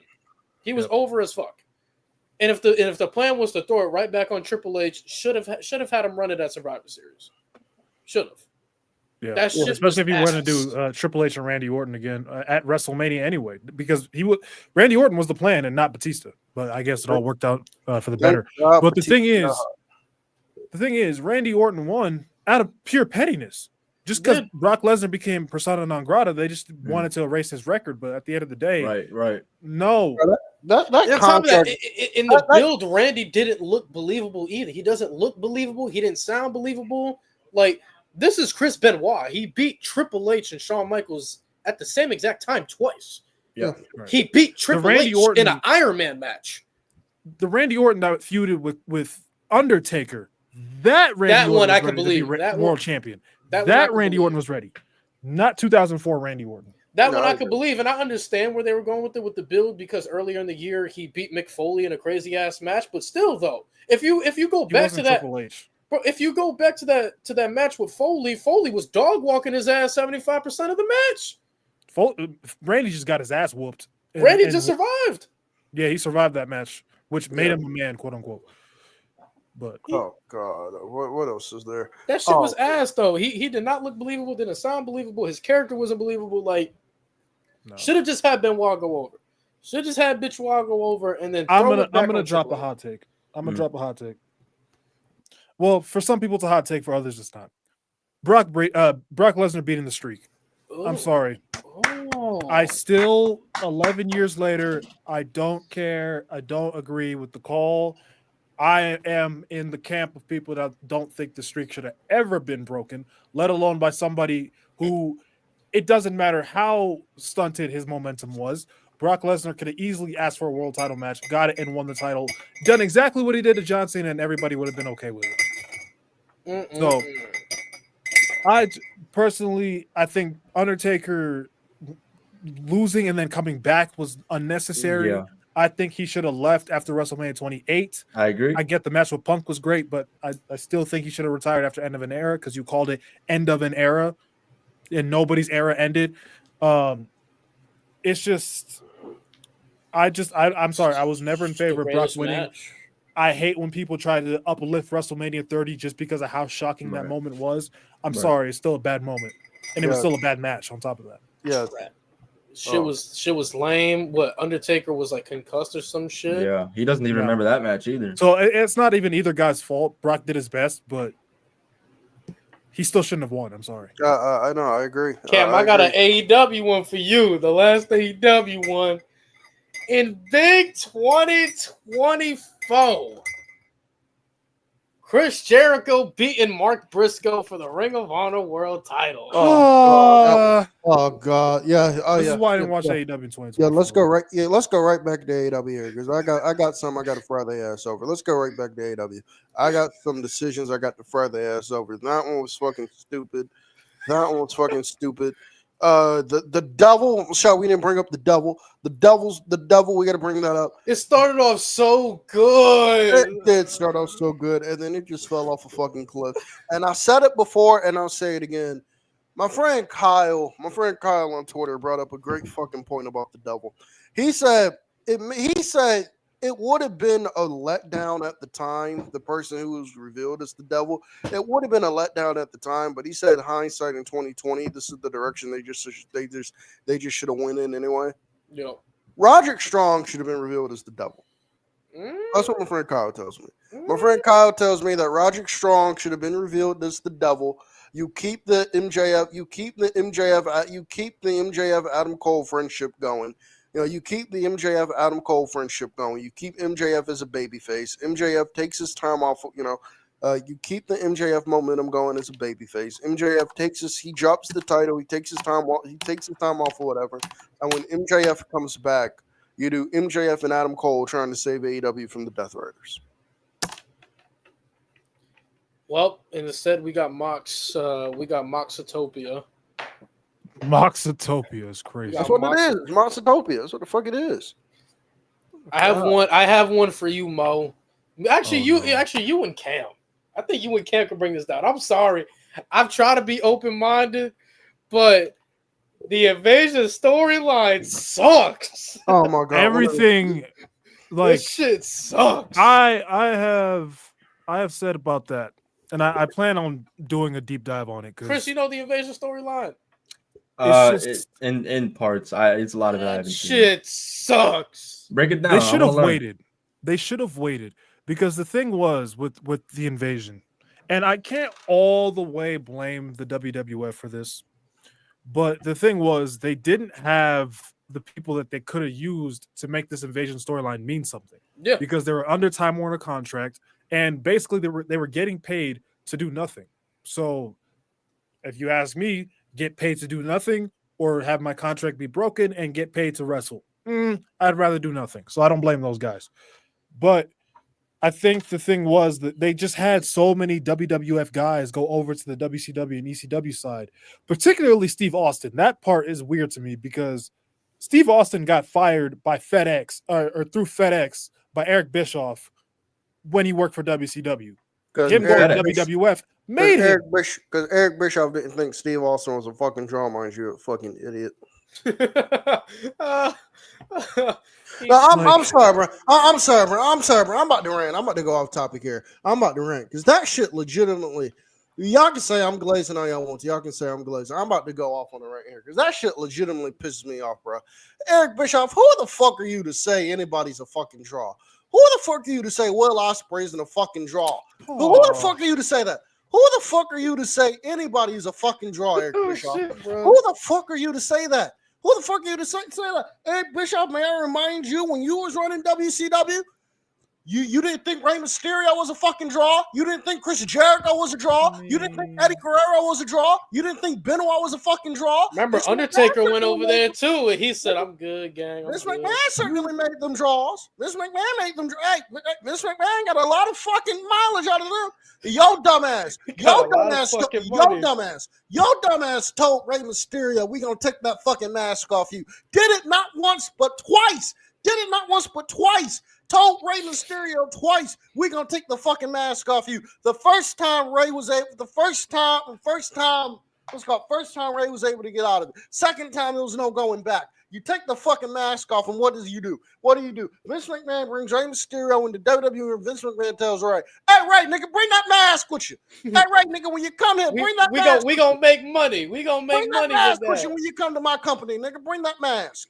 Rey Mysterio make that company tens of millions of fucking dollars in mask with just a fucking mask. Yeah, and fucking mask merch alone. Fucking mask. Oh, Chris Jericho. Oh, I don't see any. Chris Jericho ain't a draw. Oh boy. You know, Jericho went over to WWE, became one of the biggest fucking stars they ever fucking had. Oh boy, Eddie Guerrero ain't a draw. Multi-time world champion Benoit ain't a draw. Rumble winning WrestleMania main event. You sat there and told Mick Foley he wasn't a fucking draw. Oh boy. Mick Foley turned out to be one of the biggest draws WWE ever fucking had. Mick Foley put you out of business.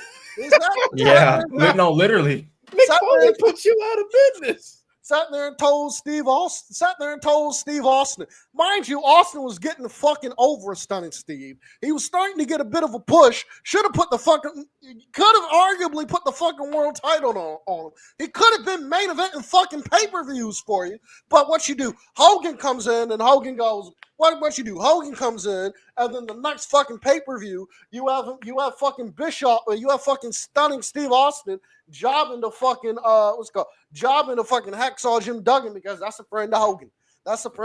So you got a job here. Who the fuck are you to sit there and say, "Oh, this person ain't a fucking draw"? All the fucking draws you had under your fucking contract that you fucking let walk. Let's not forget when you went to TNA, you ruined their fucking product. Their ratings went down the fucking tube. They never fucking recovered with you there. Oh, boy, got the nerve to sit there and say somebody ain't a fucking draw. Bitch. I'm sorry about that. Bitch. I'm sorry, but I'm sorry about that, y'all. Got the nerve to sit there and say somebody in a fucking. How the fuck would you know what a fucking draw is? You let all them fucking draws I just mentioned just walk away. Let them walk for nothing. Let Vince McMahon sign him up. And Vince McMahon was like, hey, you don't want Mick Foley? Hey, we'll take him. Hey, we'll take him. Mick Foley being one of our biggest stars. Hey, you don't want Jericho? Hey, we'll take Jericho. We'll take him. Fucking idiot. You know who else needs to you know who else gotta like calm the fuck down? Vince fucking Russo. Oh, he's another one that just says a lot of words. Like this is the thing he said about Michael Cole. He said he thinks Michael Cole does not deserve freedom to say things on commentary and needs someone like Vince McMahon in his ears to guide him because he wasn't happy the way Cole went off against John Cena after that promo. Is he fucking mental? That's what he said about arguably the greatest commentator of all time. Bro, Vince Russo. I feel like Vince Russo is one of those people, and they're out there now that I get. Like, you've been in the business, you know what you think you know what you're talking about because you've done this and we haven't, right? I understand that, but at the same time, when you're so stuck in your ways and trying to base your criticism on current wrestling based on what it used to be, like a Vince Russo. It's like, I get it, but at the same time, wrestling's evolved and you need to let it go. You have to let it go. This is another thing Vince Russo has said, and this is where I tell you guys, big platform does not mean big knowledge because there's no fucking way you believe the shit that you're saying. Vince Russo says WWE has ruined Gunther and his match with Jey Uso was a joke at WrestleMania. And this is quoted, by the way. Heading into WrestleMania 41, WWE has absolutely buried. Take a guess. Gunther. Quite frankly, his match with Jey Uso means absolutely nothing. Gunther. This is Vince Russo. This is another thing he says. Gunther is not a dominant heel. He's not been owning people. Going into WrestleMania, he has not been owning people going into WrestleMania, and bro, they haven't been booking Gunther 50-50. They've been booking Gunther 25-75, and Gunther's getting the 25, and this is your champion, bro. Are we watching the same show? No, we're not. Are we watching this? Are we watching the same build? Jey Uso's getting dog walked every week. Every single week. Jey will get a super kick here and there. You know what I mean? Vince Russo, he said that about Gunther. Vince Russo is the same guy who famously does not like to push foreign talent because they need to speak English, despite the fact that Io Sky is one of the most over women on the fucking WWE roster right now. And that woman barely speaks. And that woman barely speaks. I heard about this. I learned about this yesterday, actually. Vince Russo, when WCW acquired the Great Muta, refused to push him mainly because he was Japanese. That's fucking ridiculous. A legend like the Great Muta refused to push him because he was Japanese. Pretty much. Pretty much. That's how Vince Russo did the Okada in TNA. Had Okada as the Green Hornet. TNA sent New Japan sent Okada. New Japan sent Okada on excursion to TNA. I'm still learning. New Japan sent Okada on excursion to TNA in 2010.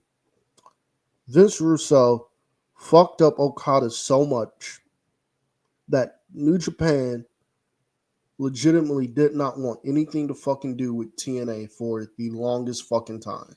Do you want to hear some other shit Vince Russo has said? Yeah. This is coming from a guy who's coming from an era where women are the most sexualized they've ever been. He has the nerve to say Tiffany Stratton needs to put some clothes on. Nigga, weren't you the same guy that was booking Sable and fucking Bra? Nigga, weren't you the fucking guy that was booking? He allowed Sable to go on TV with handprints on her boobs, bro. Had Sable in a potato sack.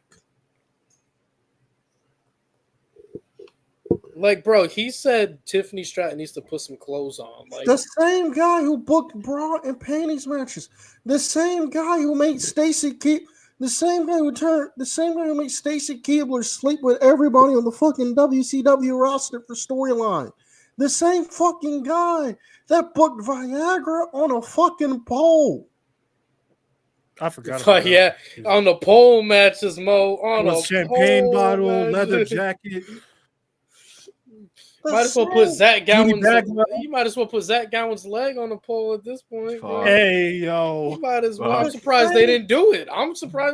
Bailey still wouldn't have used it. Anyway. The same fucking guy who admitted the way he would write the television shows is he would just watch Jerry Springer in the back, and that's how he would get his ideas on how to write the shows. You're lying. Hey, Kim. Russo said that. Russo, I swear to God, Russo said that. You're lying, please. I swear to God, I'm not lying. I swear to God, Russo said that. I think he even said it on Dark Side of the Ring. What he said? They did the Dark Side of the Ring episode. He apparently was watching. He would watch Jerry Springer to get ideas for the show. Yeah, I'm out, bro. You good, gang. You got it, gang. I'm not lying about that.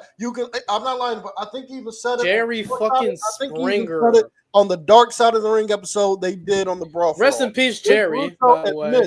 Vince Russo admits he would watch Jerry Springer, and that is how he would get his ideas. I understand watching TV shows like The Sopranos or some shit, or like watching cartoons or movies, but you're watching Jerry fucking Springer where they'll have an excuse to fight over any little thing.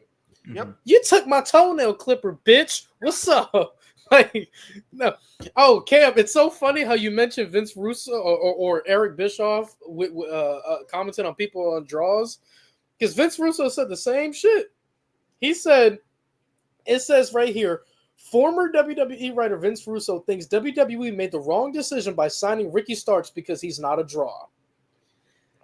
He then and then this is quote. And this is quote, well, saying Ricky doesn't have the potential is kind of fucking crazy. Yeah, that's crazy too. Let's put that out the way. But he said, and I quote, "Why is he starting in NXT, bro? I think that tells you everything you need to know right there. If they thought that this was an Impact guy, he's not starting in NXT. And I just got to tell you, because this is my measuring stick, the guy looks great. The guy can talk. The guy can work. The guy can do all the things, but he's not going to draw one fan. It's the same old thing, the bubble. They're going to go crazy. Ricky is here. He ain't going to draw he's not going to draw one new fan." Bro. Wait a minute. So you think he thinks that dropping Ricky Saints at this point, in the middle of WrestleMania season now, with everything set in stone, supposedly going into Mania, you think that's the best thing to do, rather than put Ricky Saints in NXT, where they need a guy like that right now in their men's division? Are we serious? Where they need somebody like him to develop. People are going to bring up Penta. I'm being so serious. If that show was not happening in California and where the fuck it was, bro, Penta was not fucking debuting, bro. Penta got so fucking lucky that the stars aligned for him perfectly. Yeah. Now how they're going to do Phoenix? No clue. We got to see. But he got lucky. Fucking lucky. I agree. That they were doing that shit in San fucking Jose. Vince Russo, he says the shit that he says, and I sit there and I wonder, how the fuck did Dixie Carter let this man write her television shows? She let this man write her television shows for TNA, despite the fact that Spike TV told Dixie Carter, we don't want Vince Russo writing for TNA. We don't want him employed. And because Vince Russo don't know how to send a fucking email, TNA's not on Spike TV anymore. Because Vince Russo don't know how to send a fucking email. Because this motherfucker ain't proofread nothing. The wrong mic came up in his sub box. Fucking shit. He sent them some fucking commentary notes. What the fuck the commentary needs to say. Instead of sending it to Mike Tenay, he sends it to Mike Johnson. And Mike Johnson, what does he do? Oh shit! Russo working for TNA? He leaks it. Break that story. Let me go ahead. Hey, I do the same shit. Let me leak this right quick. Fuck it. It's a slow day in the office. It's a slow day in the office. Might as well. And that's when Spike TV told TNA, okay, yeah, y'all get it. Okay, yeah, so y'all hiring, so y'all working. So Vince Russo working for y'all when we told y'all we don't want him working for y'all. Yeah, y'all got to get the fuck up on network. I got another one. I got another one for you guys.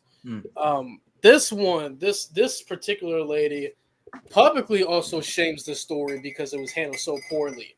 Seth Rollins and Becky Lynch on screen together. The Boy, oh boy, that was a pile of mid. But Becky Lynch went off on that in her book. She went off of that in her book. Oh my! They made it. The only thing they made relevant was, oh, they're in a relationship. Oh, they're in a relationship. Did y'all forget they're in a relationship? Yep. That's it. My god. Oh my god. Speaking of, just go ahead and stay on Vince Russo here, because I told you I'm on your ass. Let me go ahead and go back to Vince Russo real quick before I got to get up out of here. Because Vince Russo, I'm on your ass. Because Vince Russo, I promise you, I'm on your ass. New Blood Rising. I was trying to avoid it. I didn't even. WCW Championship match. Scott Steiner versus Goldberg versus Kevin Nash. Goldberg refuses to follow the script. Goldberg refused to follow the script. Goldberg said, "Fuck you" in that script. That is what they fucking said on pay-per-view television. On pay-per-view, Tony Schiavone tells the audience, Goldberg is refusing to follow the script. Goldberg's breaking the script. Old heads get mad at us for breaking kayfabe. They was doing it way worse. Tells the whole world. Just go ahead and tell the whole world that wrestling is fake. Now, we all know that this shit is fake, but you think we want to be beaten over the head with it? It's like when people tell us when we're watching it, it's like, bro, shut up. I know it's fake. Shut up. He said, take a bump. He said, Goldberg is refusing. And wait, whose idea was it to send Goldberg out there untrained and not take, like, whose idea was that? I need to know, because that's pretty fucking bad. Who sent him out there? Because apparently the reason why Goldberg couldn't do long matches is not because he wasn't capable physically, was because they put him out there and he didn't know what the fuck to do. That's why that Regal match exposed the hell out of him. How can you have a bad match with William Regal, bro? Who put him out there? Was it Bischoff? He wasn't trained. I know that, but like, why are you putting him in that situation anyway? You think Regal's going to carry him? Was it Bischoff? That's WCW. Probably. Oh my God. I recently saw a clip of this. Who the fuck did WCW let David Flair in the ring? Bro, I've never actually watched a full David Flair match. I saw one clip, and this man was running the ropes in the weirdest.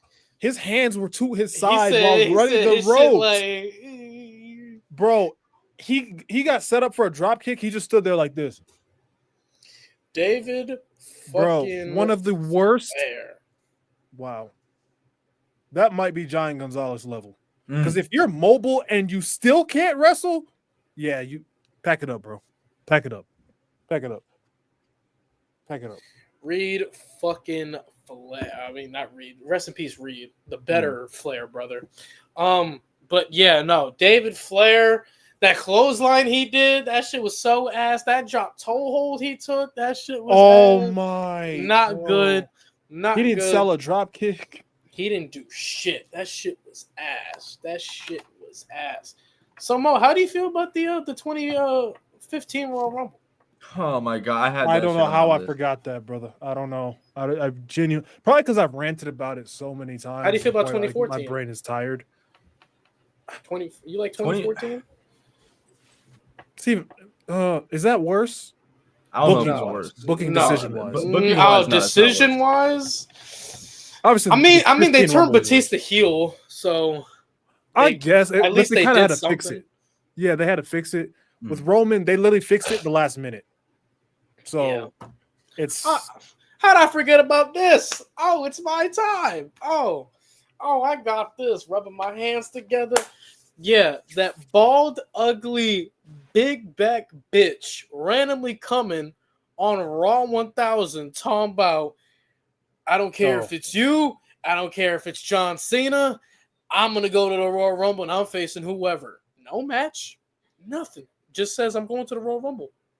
And we go to Royal Rumble 2013, and Maivia beat CM Punk for the WWE Championship. I cheered. I'm sorry. Fucking elbow. I cheered. He beat CM Punk. I hated that man back then. And they put themselves in the corner. You know why they put themselves in the corner? Because if the Shield got involved, CM Punk would be stripped.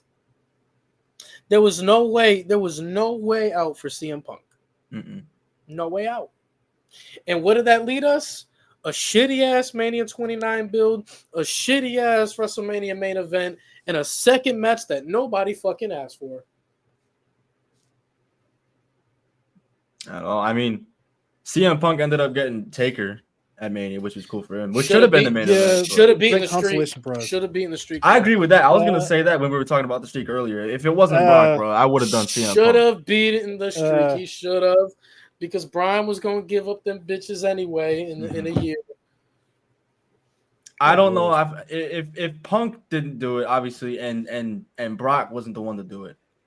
A lot of people would have rather seen Roman be the one. I think even Taker wanted it. Heel Roman, yeah. The fact that Roman retired him, that's what I want to bring up. That's what I want to bring up. Not turning Roman Reigns heel in 2017. Yes. Mm-hmm. I think people were more willing to cheer Brock Lesnar than they were Roman Reigns. And I think it would have been a more interesting dynamic if going into WrestleMania 34, Roman was the heel and Brock was the face. Granted, it probably would have been more difficult with Brock not showing up, but we knew after Roman had beaten Taker, the match of the next year was going to be Brock and Roman. We knew that. Yep. But it's like you had him beat Undertaker and tried to push him as a babyface after that. When you're trying to portray it that Undertaker had retired, which in real life he thought he had, but you portrayed it like he was going to retire and then he doesn't. It's just like, why do all of this? Why? Yeah. Why do all of this? Shit. And it made Braun Strowman look like the man, and against the guy the crowd didn't like, but we were supposed to boo Braun Strowman. Yeah, okay, buddy. You want to talk about not recovering? Carrying Cross losing to Jeff Hardy on his first night on Raw as the NXT champion. Was it that bad? No, just one. Let me stop. Stop. Shut up. That was bad. That ruined him. People didn't give a fuck about him after that. Bro, they couldn't put Jeff in another match. Like, I get they were bringing back no more words and all that, but like, no, man. They could have had Karrion face somebody else and win and have Jeff in another match if they wanted to, you know. Cam, you still here? Cam, you still here? Cam, where you at? Where you at, Cam? I got one for you. I'm here. What's up? I said I got one for you. All right, spit. The legendary Jack Swagger winning Money in the Bank and successfully cashing in. Oh, God. The worst world heavyweight. Second worst world heavyweight champion of all time. Great Ali. Oh, God. There you go, Mo.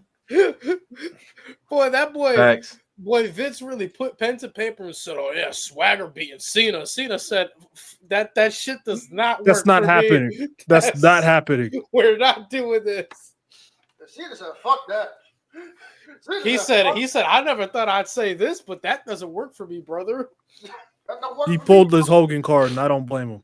He said he's not losing to someone born in Perry, Oklahoma. I bet you Chris Jericho threw the biggest bitch fit ever, bro, when he found out you get cashed in. Well, he probably threw the biggest bitch fit ever. Like, what the fuck? The ECW title. I will never count the ECW title as a WWE World title. I can't, bro. I can't. I refuse. Get this out the way. My dude holding the world title for 2 days. Fuck Randy. I was gonna ask you, how do you feel about Gargano and holding it for a month? I told you I hate it. I don't like big ass stories like this and having a motherfucker only win it for the moment. Like him and Adam Cole didn't need to face so soon. They rushed Adam Cole. Yeah. Well, he was already ready, but they really wanted the belt on him. But like, you could have given Gargano one title defense. Like you could have done it in Toronto. You could have given Cole the title in Toronto. Yeah, But well, like I mean, you could have given Gargano somebody else. You know, I'm trying to look at the roster at the time. like could have given him Velveteen Dream. Velveteen. I know Velveteen Dream was still a North American champion. He was North American, yeah. I mean, I believe in this time frame, yeah, he's still. No, that was like because he faced Riddle at New York and retained. Yeah, he did. So let me see. Oh, the entire Summer of Punk, yeah. Mm-hmm. Yeah, I plan on breaking that down in a video because there's just so much to unpack there. Like from Punk coming back in 8 days, that was the biggest mistake. Them not shifting focus to the World Heavyweight Championship, I never understood that. There's just there's so much to unpack there. There's just so much to unpack there.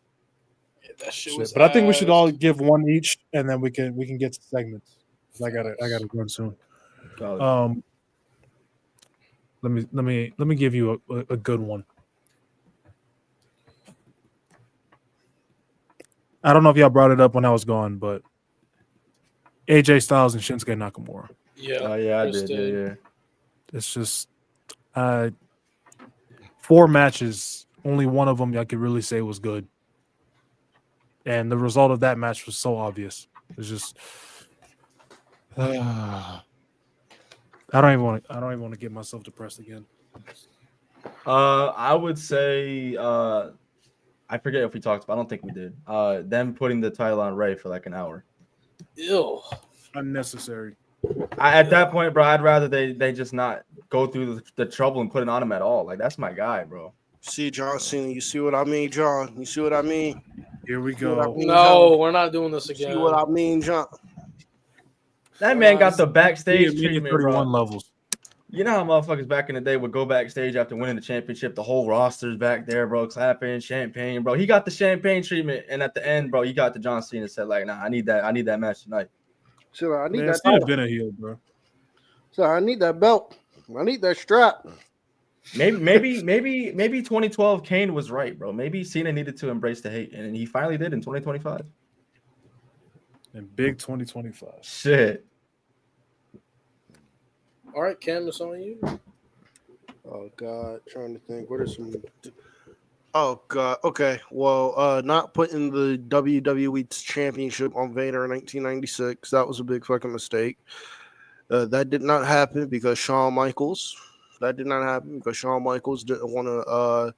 Because Shawn Michaels hated working with Vader. So that was a massive fucking mistake. Facts. That was a massive mistake. Trying to think what else. What else? The booking of Kane. Probably throw the booking of Kane in there. The way they book Kane is one of their worst booking decisions of all time. Probably throw Kane's booking in there. Big Show booking, probably throw in there too. Oh God, back to WCW. The Monster Truck Sumo match. Halloween Havoc 1995. WCW World Titles defended in a Monster Truck Sumo match. Hogan and the Giant in a Monster Truck Sumo match. The Giant falls off the top of the roof. The Giant falls off the top of the roof, supposedly to his doom, and then he comes back. He wins the championship by DQ in the main event against Hogan.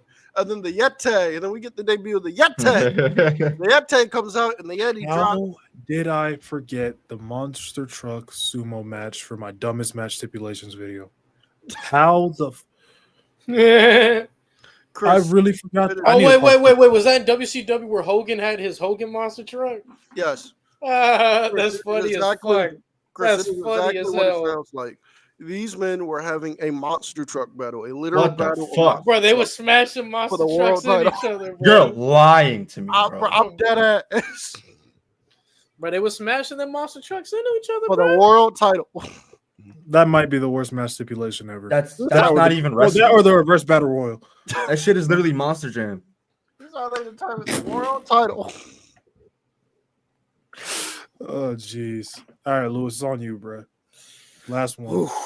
All right, I have a couple I need to read off because I want to clear the list. Ellsworth winning the women's Winning the Bank. Fucking missed that. That shit is trash. Sorry, fuck out of here. Was that the first one? Yeah. Yes. Carmella, you are fine as hell. I'll do anything for you, but I would not make myself look like an idiot like that. Sorry. Otis winning Money in the Bank. Why? No. Yeah, you rebounded. You found a way out of it. But no. Who the fuck thought? Liv Morgan and Ronda Rousey. That entire, specifically SummerSlam 2022, that set up Liv Morgan bad. Yep. Bad. Made her look like a fucking dweeb. Mm-hmm. And my last one, this is my holy grail, because this one, oh wait, we have to mention Triple H going over Booker T. Ass. Oh yeah. But this one is my holy grail. Why is it my holy grail? It bothers me to this day, because I hate shit for moments and just going back on it. Chris Sabin exercising option C to face Bully Ray, beats Bully Ray for the world title, just to lose it back to him 3 weeks later. Why?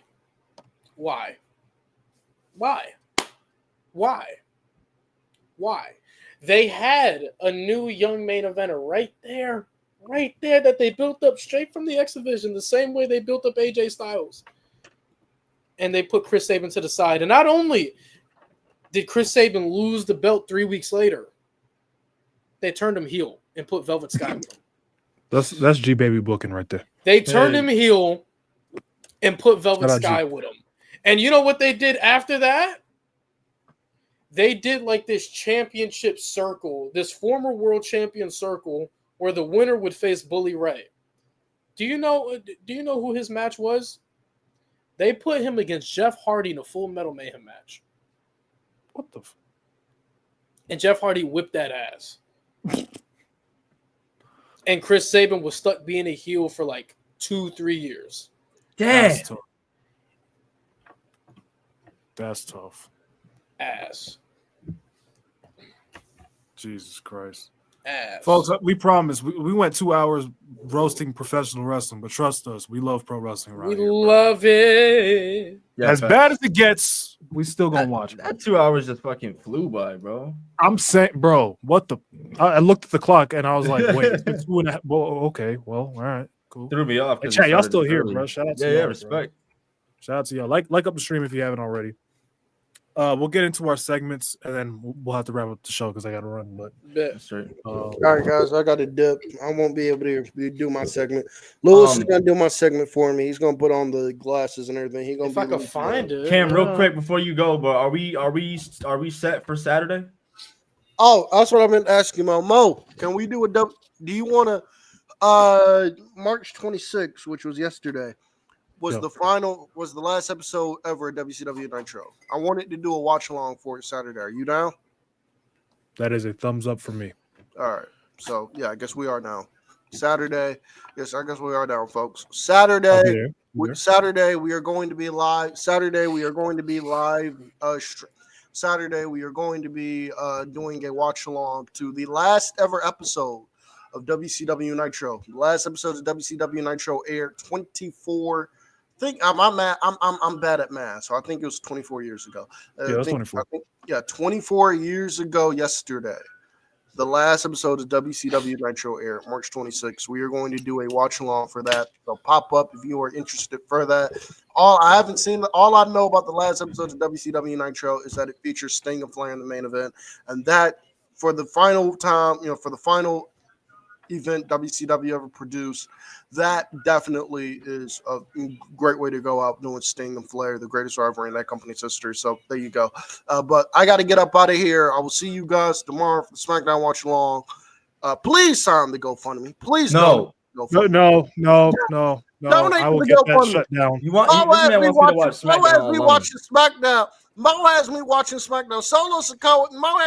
solo Sikoa matches, and I'm not getting any compensation, despite the fact that he knows of my dislike for the show, and I'm getting nothing for it. So I need a GoFundMe. Together we can free me from watching solo Sikoa. We can free me, folks. But you play 2K20. So donate to the GoFundMe. I'm out of here. Bye. This man plays 2K20 willingly, but he can't watch SmackDown, bro. And has fun with it. Crazy work. Don't worry, Mo. I'm a company man, bro. Yeah, I got you. All right, bro. You got this, man. It's on you. Do it.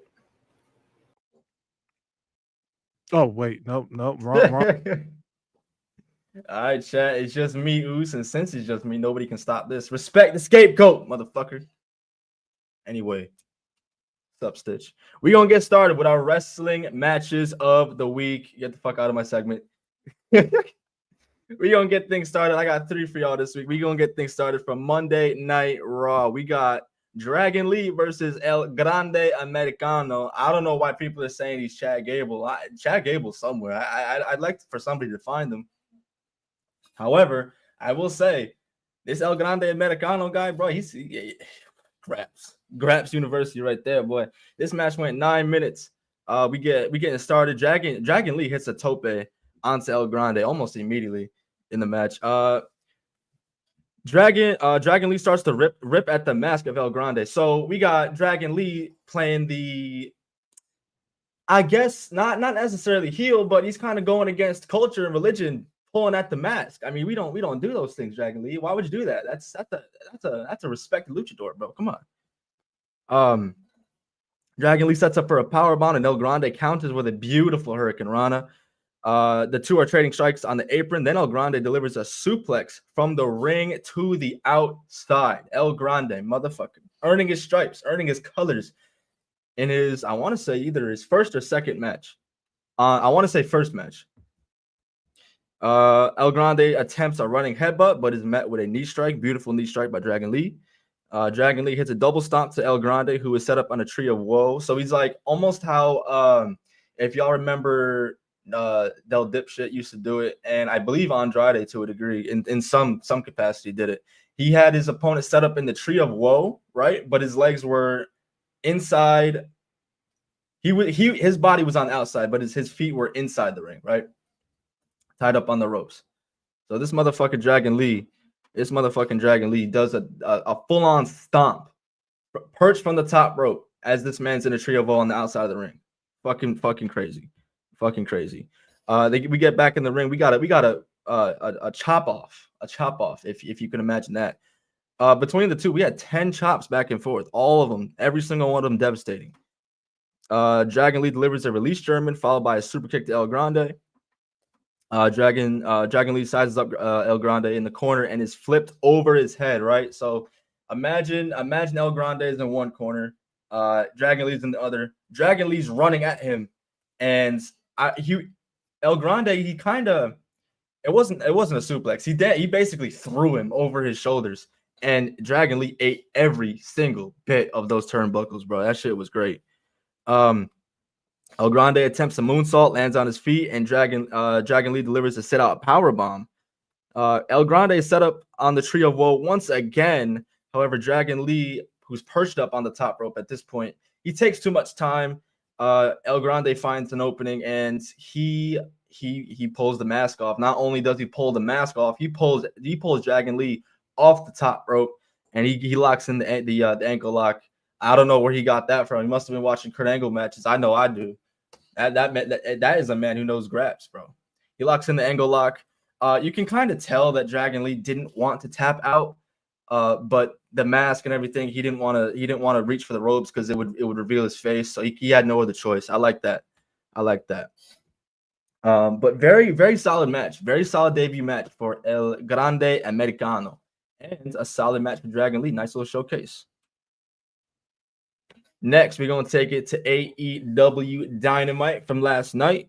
The show wasn't all that great, per usual, but we had some graps. Got to give them their flowers. Kyle Fletcher and Brody King. This match went about 17 minutes. A little bit into the match, Brody delivers a back body drop to Kyle, sending Kyle to the outside. Brody goes for a tope, and he actually hits it. This man, the shit that he does at his size is incredible. People that size doing topes and cannonballs, like, bro, come on. Kyle eventually gets the upper hand, sending Brody into the steel post, and then delivers his own tope. Kyle sends him back into the ring, delivers a beautiful elbow drop. The two find themselves on the apron. Brody attempts a powerbomb. Kyle actually wiggles out, and he hits a series of super kicks. Brody, I guess because Kyle was taking too long on setting up on whatever he wanted to do next, Brody then picks up Kyle in a fireman's carry, bro. This man delivers a Death Valley driver on the apron. You guys know me. I sound like a broken record with me and my damn fucking apron spots. I cringe every time I see that shit. It's dangerous as fuck, and it looks devastating. And I'm sure it is. But I just fear the worst every time. I don't know why. But that's not just the commercial break. Come back from commercial break. The two are trading strikes. Stance by a devastating lariat by Brody King. He got all of that shit. Kyle delivers a kick to the knee, then to the back of the head, then delivers a stalling tombstone pile driver. Chad, I need you to understand the amount of mass that is Brody King. That is a big man. And I'm not saying that Kyle Fletcher is a pipsqueak by any means, but that is a big man. And he held him up. A stalling tombstone, mind you. He had him up, and he held him there for a good 3 seconds. That is power, chat. So he delivered the tombstone, which sees Brody kick out at 2.5. Brody attempts a corner cannonball, but Mark Davis, who is now going by Marcus Davis per me, because of course, Marcus Davis makes an appearance here, and he gets involved with the referee. He moves Kyle out of harm's way from the cannonball. Kyle and Brody are fighting on the top rope. Brody has Kyle in a fireman's carry, looking like he's about to end Kyle's life. However, the ref is distracted by Marcus. Meanwhile, Kyle takes advantage and rakes the eyes of Brody King, delivers a top rope brainbuster. I urge every single one of you watching me right now to go back and watch that match for that spot alone. Because when I was talking about Kyle Fletcher not being a pipsqueak earlier,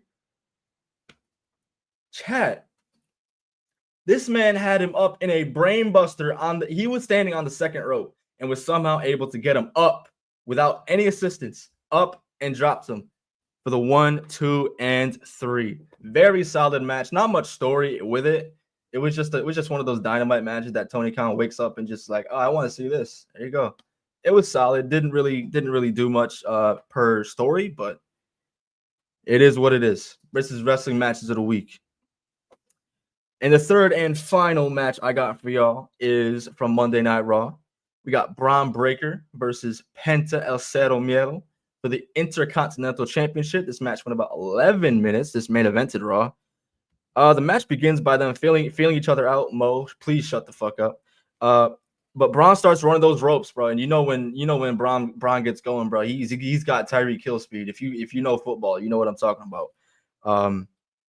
He's running those ropes, and he hits that. He delivers that clothesline. You know, he's getting fired up. Penta actually mounts a comeback, looking for a springboard maneuver to a standing Bron Breakker to the apron. Bron meets Penta with a knee. Bron Breakker gets some height with those knees, with those jumping knees, bro. It's one of the best maneuvers he has in his arsenal. I like that. At this point, Penta is standing in front of the announce desk, right? And Bron Breakker's standing on the apron as if he's about to launch himself at Penta. And that's exactly what he does. It almost it kind of does look like he threw himself at Penta, but I believe he was looking more for like an elbow. I don't know. But whatever it was, it looked great. It was just a car crash. And at that point, the announce desk A doesn't break, and B, at this point, Carlito and Dominic make their way to the ring. And we go to commercial break. But back from commercial break, Penta nails forearm after forearm, and he's met with a forearm from Bron. This is a crazy fucking back and forth. Followed by a super kick by Penta. Bron hits a high knee. Bron starts running the ropes looking for a spear, but is met with another super kick, which sees both men take a seat. Bron has him in a fireman's carry. Excuse me. I don't know what the fuck I wrote there. My bad. That's terrible notes. Penta attempts a Mexican destroyer, but is caught in an Alabama slam position and hoisted into a fireman's carry position. Raw power by Bron Breakker there. Finishes it with a military press into the double knees to the gut that he be doing. Bron gets sent to the outside, and Penta delivers a beautiful tope con hilo. Penta he actually hits the Mexican destroyer this time. It looks like Penta was going for a second rope Mexican destroyer at this point. But Bron Breakker meets Penta with a Breakensteiner. If you don't know what that move is by name, it's when Bron Breakker does the fucking leaps up to the top rope with no hands and does the Hurricane Rana. And at this point, the straps come down and the crowd's barking. They're going crazy. And then Judgment Day, Carlito and Dominic interfere in the match, ending in a DQ win for Braun Breaker. The match itself, if you're looking at what the future of the mid-card division should and will look like, this to me is the match. It was a solid TV main event. It protects everybody involved. Penta not needing a pinfall loss. Can't have your Intercontinental Champion lose, obviously in a title match. Penta, I don't think is ready for that just yet. I don't think he should win it at Mania. Maybe a couple months down the line. Not yet. Not yet is my point being. But chat, that's all I got for y'all this week for my matches of the week. I'm gonna toss it over to Lewis if he is ready. I'm gonna see y'all in a couple minutes.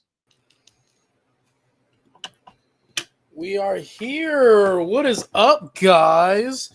Looks like I'm doing my segment and Cam's segment, but let me do my segment first because y'all already know. You guys want the list that you need to breathe for, the one that you look out for, the one that you wake up for every single goddamn morning.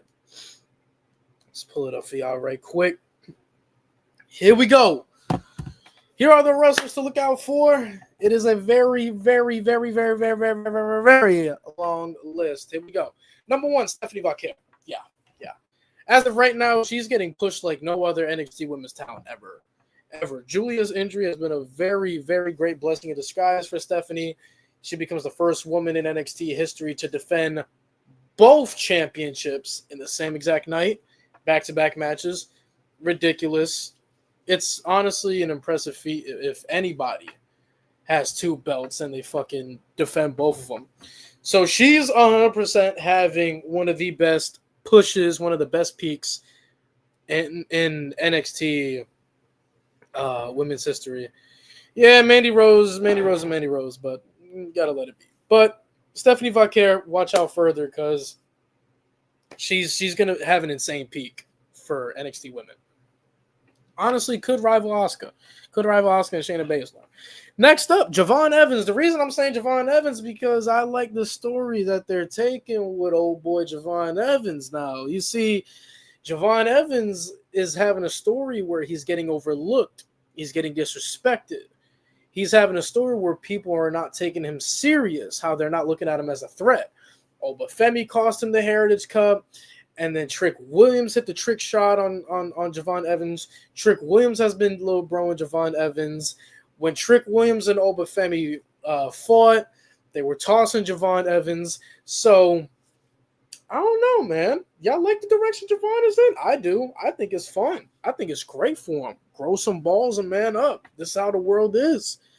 But also, somebody has a theory that he might be the leader of Dark State. And I like that. Keep that in mind, though. Next up, Ricky Saints. He's going after the North American Championship. That's all you need to know. Ricky Saints. I'm honestly excited for Ricky Saints and Shawn Spears. I think it's going to be a fire match.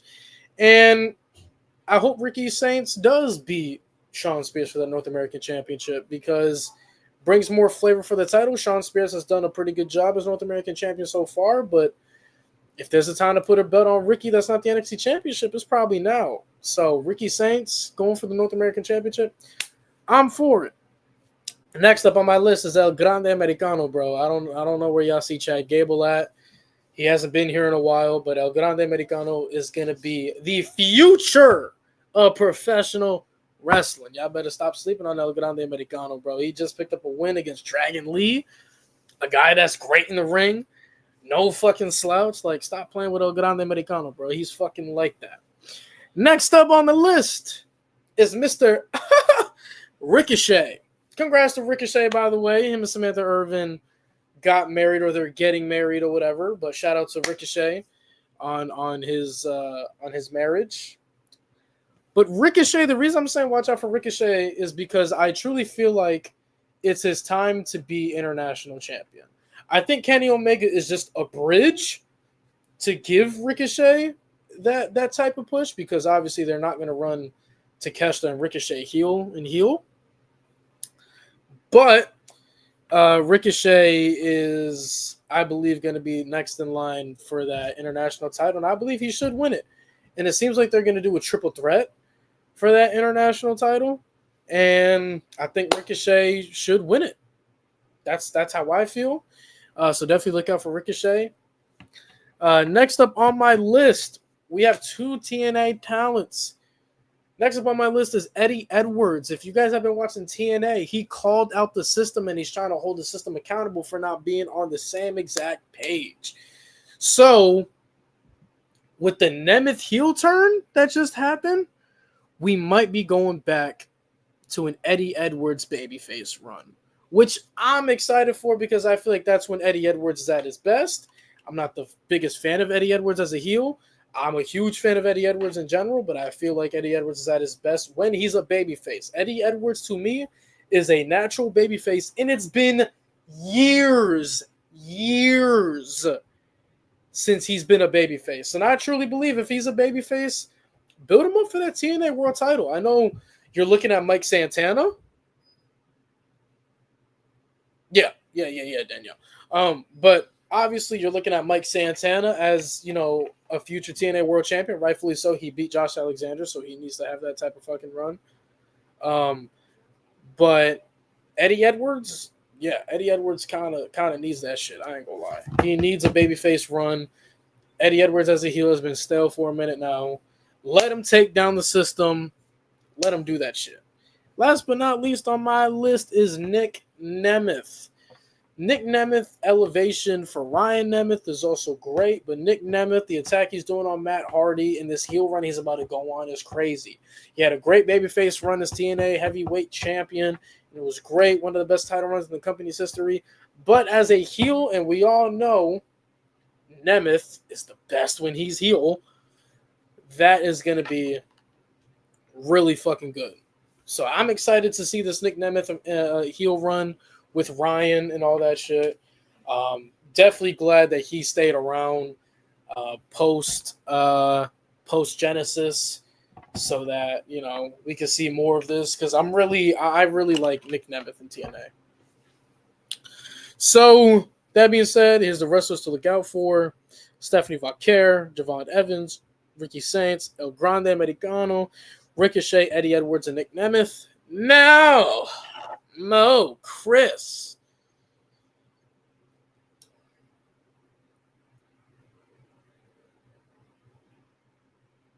What is happening? I have to read Cam's shit. Oh, my fault. Let me get so I am going to act like Cam. Go ahead.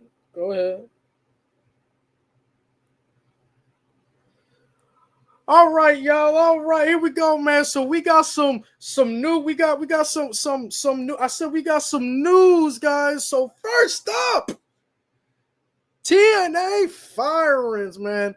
Here are the key details from the TNA firings because there's been some fire. There's been some firings in TNA. It's been some firings. First up, Romy Glazer. He worked in TNA marketing. He increased the metrics tied to her work.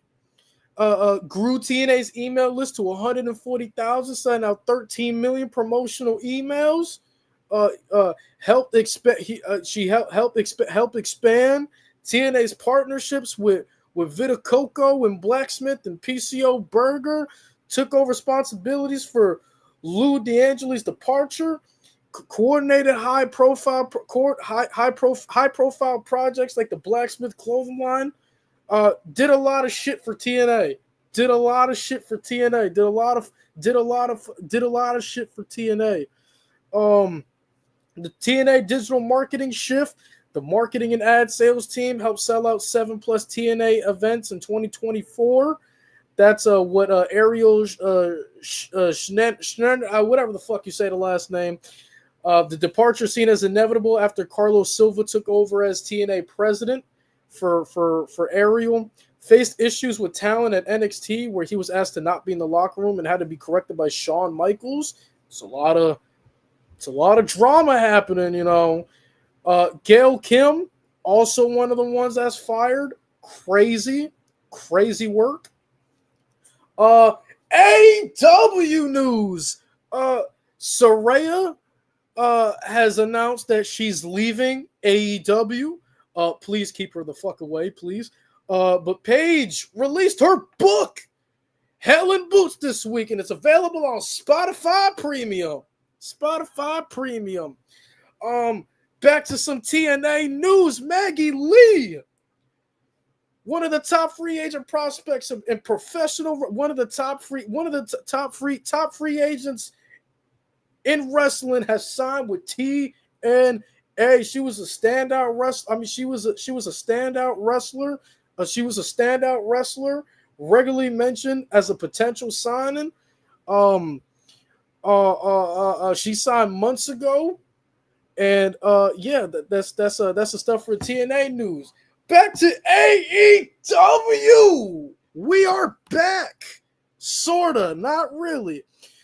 So we got some news on Mariah. So we got news on Mariah May. Mariah May, a top AEW talent and former AEW Women's World Champion, is believed. She's believed to be in a contract year. Sources within AEW suggest her current deal is set to expire in the summer. There's no confirmation on whether May's contract has option years, but some do believe within her circle that her push indicates she probably does. AEW, obviously, with the talent like Mariah May, is eager to keep her. Her circle, her management team has been contacted, but nobody has reached out. Fightful has reached out. Nobody has done anything. Another big news for AEW. We back with this signing. Mina Shirakawa headed to AEW full time. It says that Mina Shirakawa is wrapping up. It says she's wrapping up her time with Stardom, and she's likely coming to America, and she will be joining AEW. And a press conference. AEW's having a press conference to confirm this signing. In other news too, WWE is hosting a European tryout for March 30th. As from Corey Brennan of Fightful. It'll be a smaller group. Confirmed talents invited would be Rio, Man Like Doris, Luke Jacobs, the current Progress World Champion, the current Progress World Champion, Golden Boy Santos, after appearing in Spain, Zozea, a Spanish talent, also part of the SmackDown security group. Adam Maxted, a Love Island star. You guys already know. You guys already know. We don't. You guys already know. We don't. You guys already know. We don't fuck with them. We don't fuck with them reality TV stars unless his name is Miz. But Miz in 2025 is not Graps. Keep him off TV. Bring Andrade. We got Peter Tayani. She's not invited due to recover from a shoulder injury. So that's all we got for news today. That's all we got for news. That's the news we got for today. Go AEW, but fuck Will Ospreay.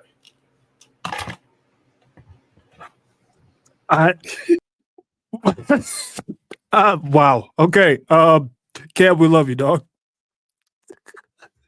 All right. Chat, before I jump into my segment, obviously this week in wrestling history, I do have to say something before I continue, folks. Let me confirm the number. As we sit here right now, we are 39 subscribers away from 10K. The leap we've made in the last month is insane. So I just want to say thanks for all the support, and I will probably go live as soon as we hit 10K, or at least I'll do something when we hit 10K. But that's neither here nor there. Appreciate y'all. So March 27th, we'll start with 1988. There's two events from that very exact same date. So first you had the first ever Clash of Champions show for WCW, and on the same night you had WrestleMania 4. The Clash of Champions, you had Sting and Ric Flair go into a 45-minute time limit draw for the NWA World Title. On WrestleMania 4, you had a very illogical tournament that I will dissect another day. One of the worst WrestleManias of all time, bottom 5 in my opinion. At least Savage wins. That's all I can say. In terms of birthdays, you have Charlie Haas turning 53 years old. And then you also have Kenta Kobashi turning 58 years old. So happy birthday to both those guys. March 28th, 1999, WrestleMania 15. And then same thing, 2010, WrestleMania 26. It's okay. It's a solid show. Birthdays, you have Umaga, who was born in 1973 on that day, passed away in 2009. Also have Mr. Perfect, born in 1958 on that day, passed away in 2003. You also have the Warlord turning 63 years old on March 28th. March 29th, 1979. So this is the day the WWF rebranded into the WWF. They went from the Worldwide Wrestling Federation to the World Wrestling Federation in 1979. Also, 1987, WrestleMania 3, one of the most important WrestleManias of all time. Actually, a very enjoyable show for me personally. I enjoyed it, even though the match quality ain't all the way there. It's a spectacle. So it's a fun show there. Also, you have WrestleMania 14 in 1998, basically the crowning of Stone Cold Steve Austin. So, yeah. 2013, March 29th, you unfortunately had the passing of Reid Flair, son of Ric Flair, from an overdose. It's unfortunate. Rest in peace to Reid Flair. Also on that day, 2015, WrestleMania 31. We'll talk about that another day on the channel. Birthdays. You have Michael P.S. Hayes turning 66 years old. So there you go. March 30th, 1998 is the Raw after WrestleMania 14. This Raw was significant because you had the formation of the second version of D-Generation X with X-Pac and the New Age Outlaws in China and Triple H and all that. And Triple H assumes leadership of DX. And also on that night to open the show, you had the Big Eagle introduced. So yeah, they got rid of the Winged Eagle that night. Also in 2001, WWF in an actual press release officially announced that they had bought WCW, that acquired WCW.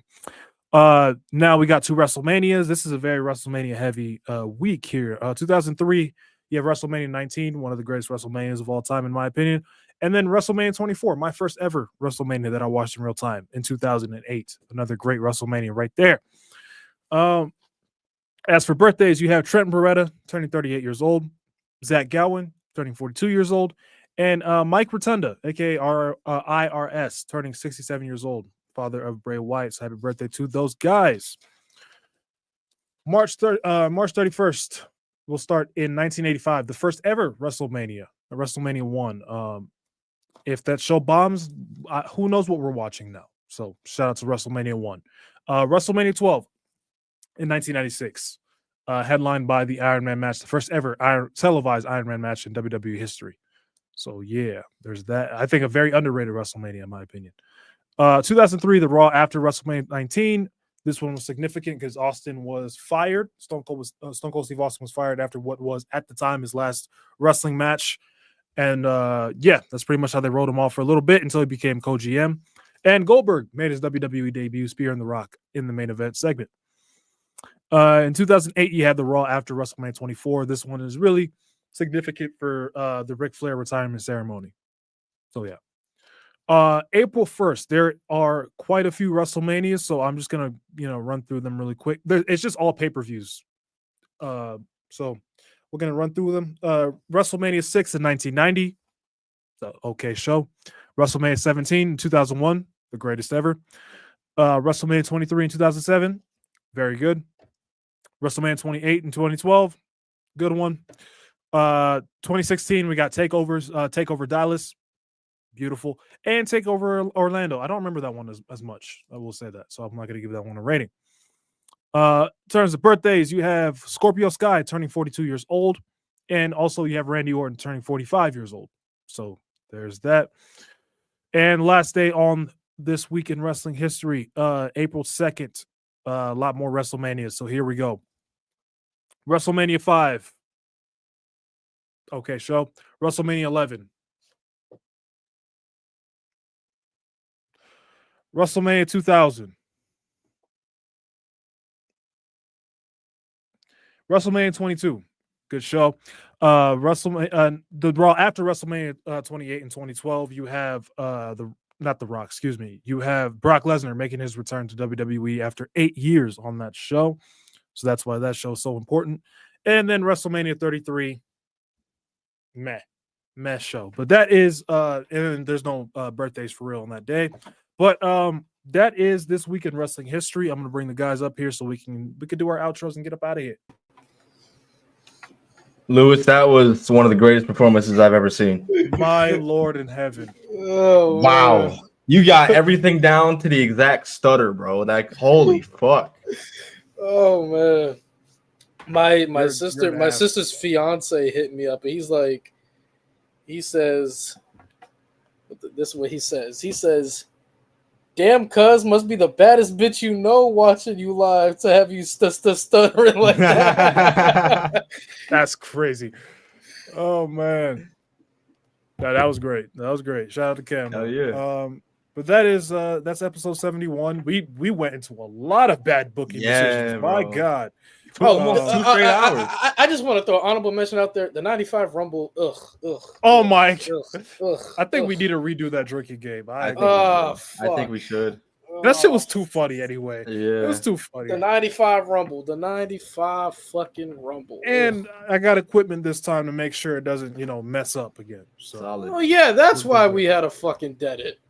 Yeah, that was unfortunate. I got intoxicated for nothing that night. I did too, bro. I was wasted. I was cooked. Man. But yeah, that is episode 71 of the Rated M podcast. If you have not subscribed to the channel already, please make sure you do that. If you haven't liked, please make sure you like the stream. And that's all I got. Chad, just make sure you keep up with the weekly watch alongs. That's Raw, NXT, Dynamite, if that's your thing, and Friday Night SmackDown. That's included with any pay-per-view / PLEs that may occur during the weekends, bro. We always live, bro. Come on. And yes, I never get to say it for the outro. But most importantly, bring back bullying. Yates.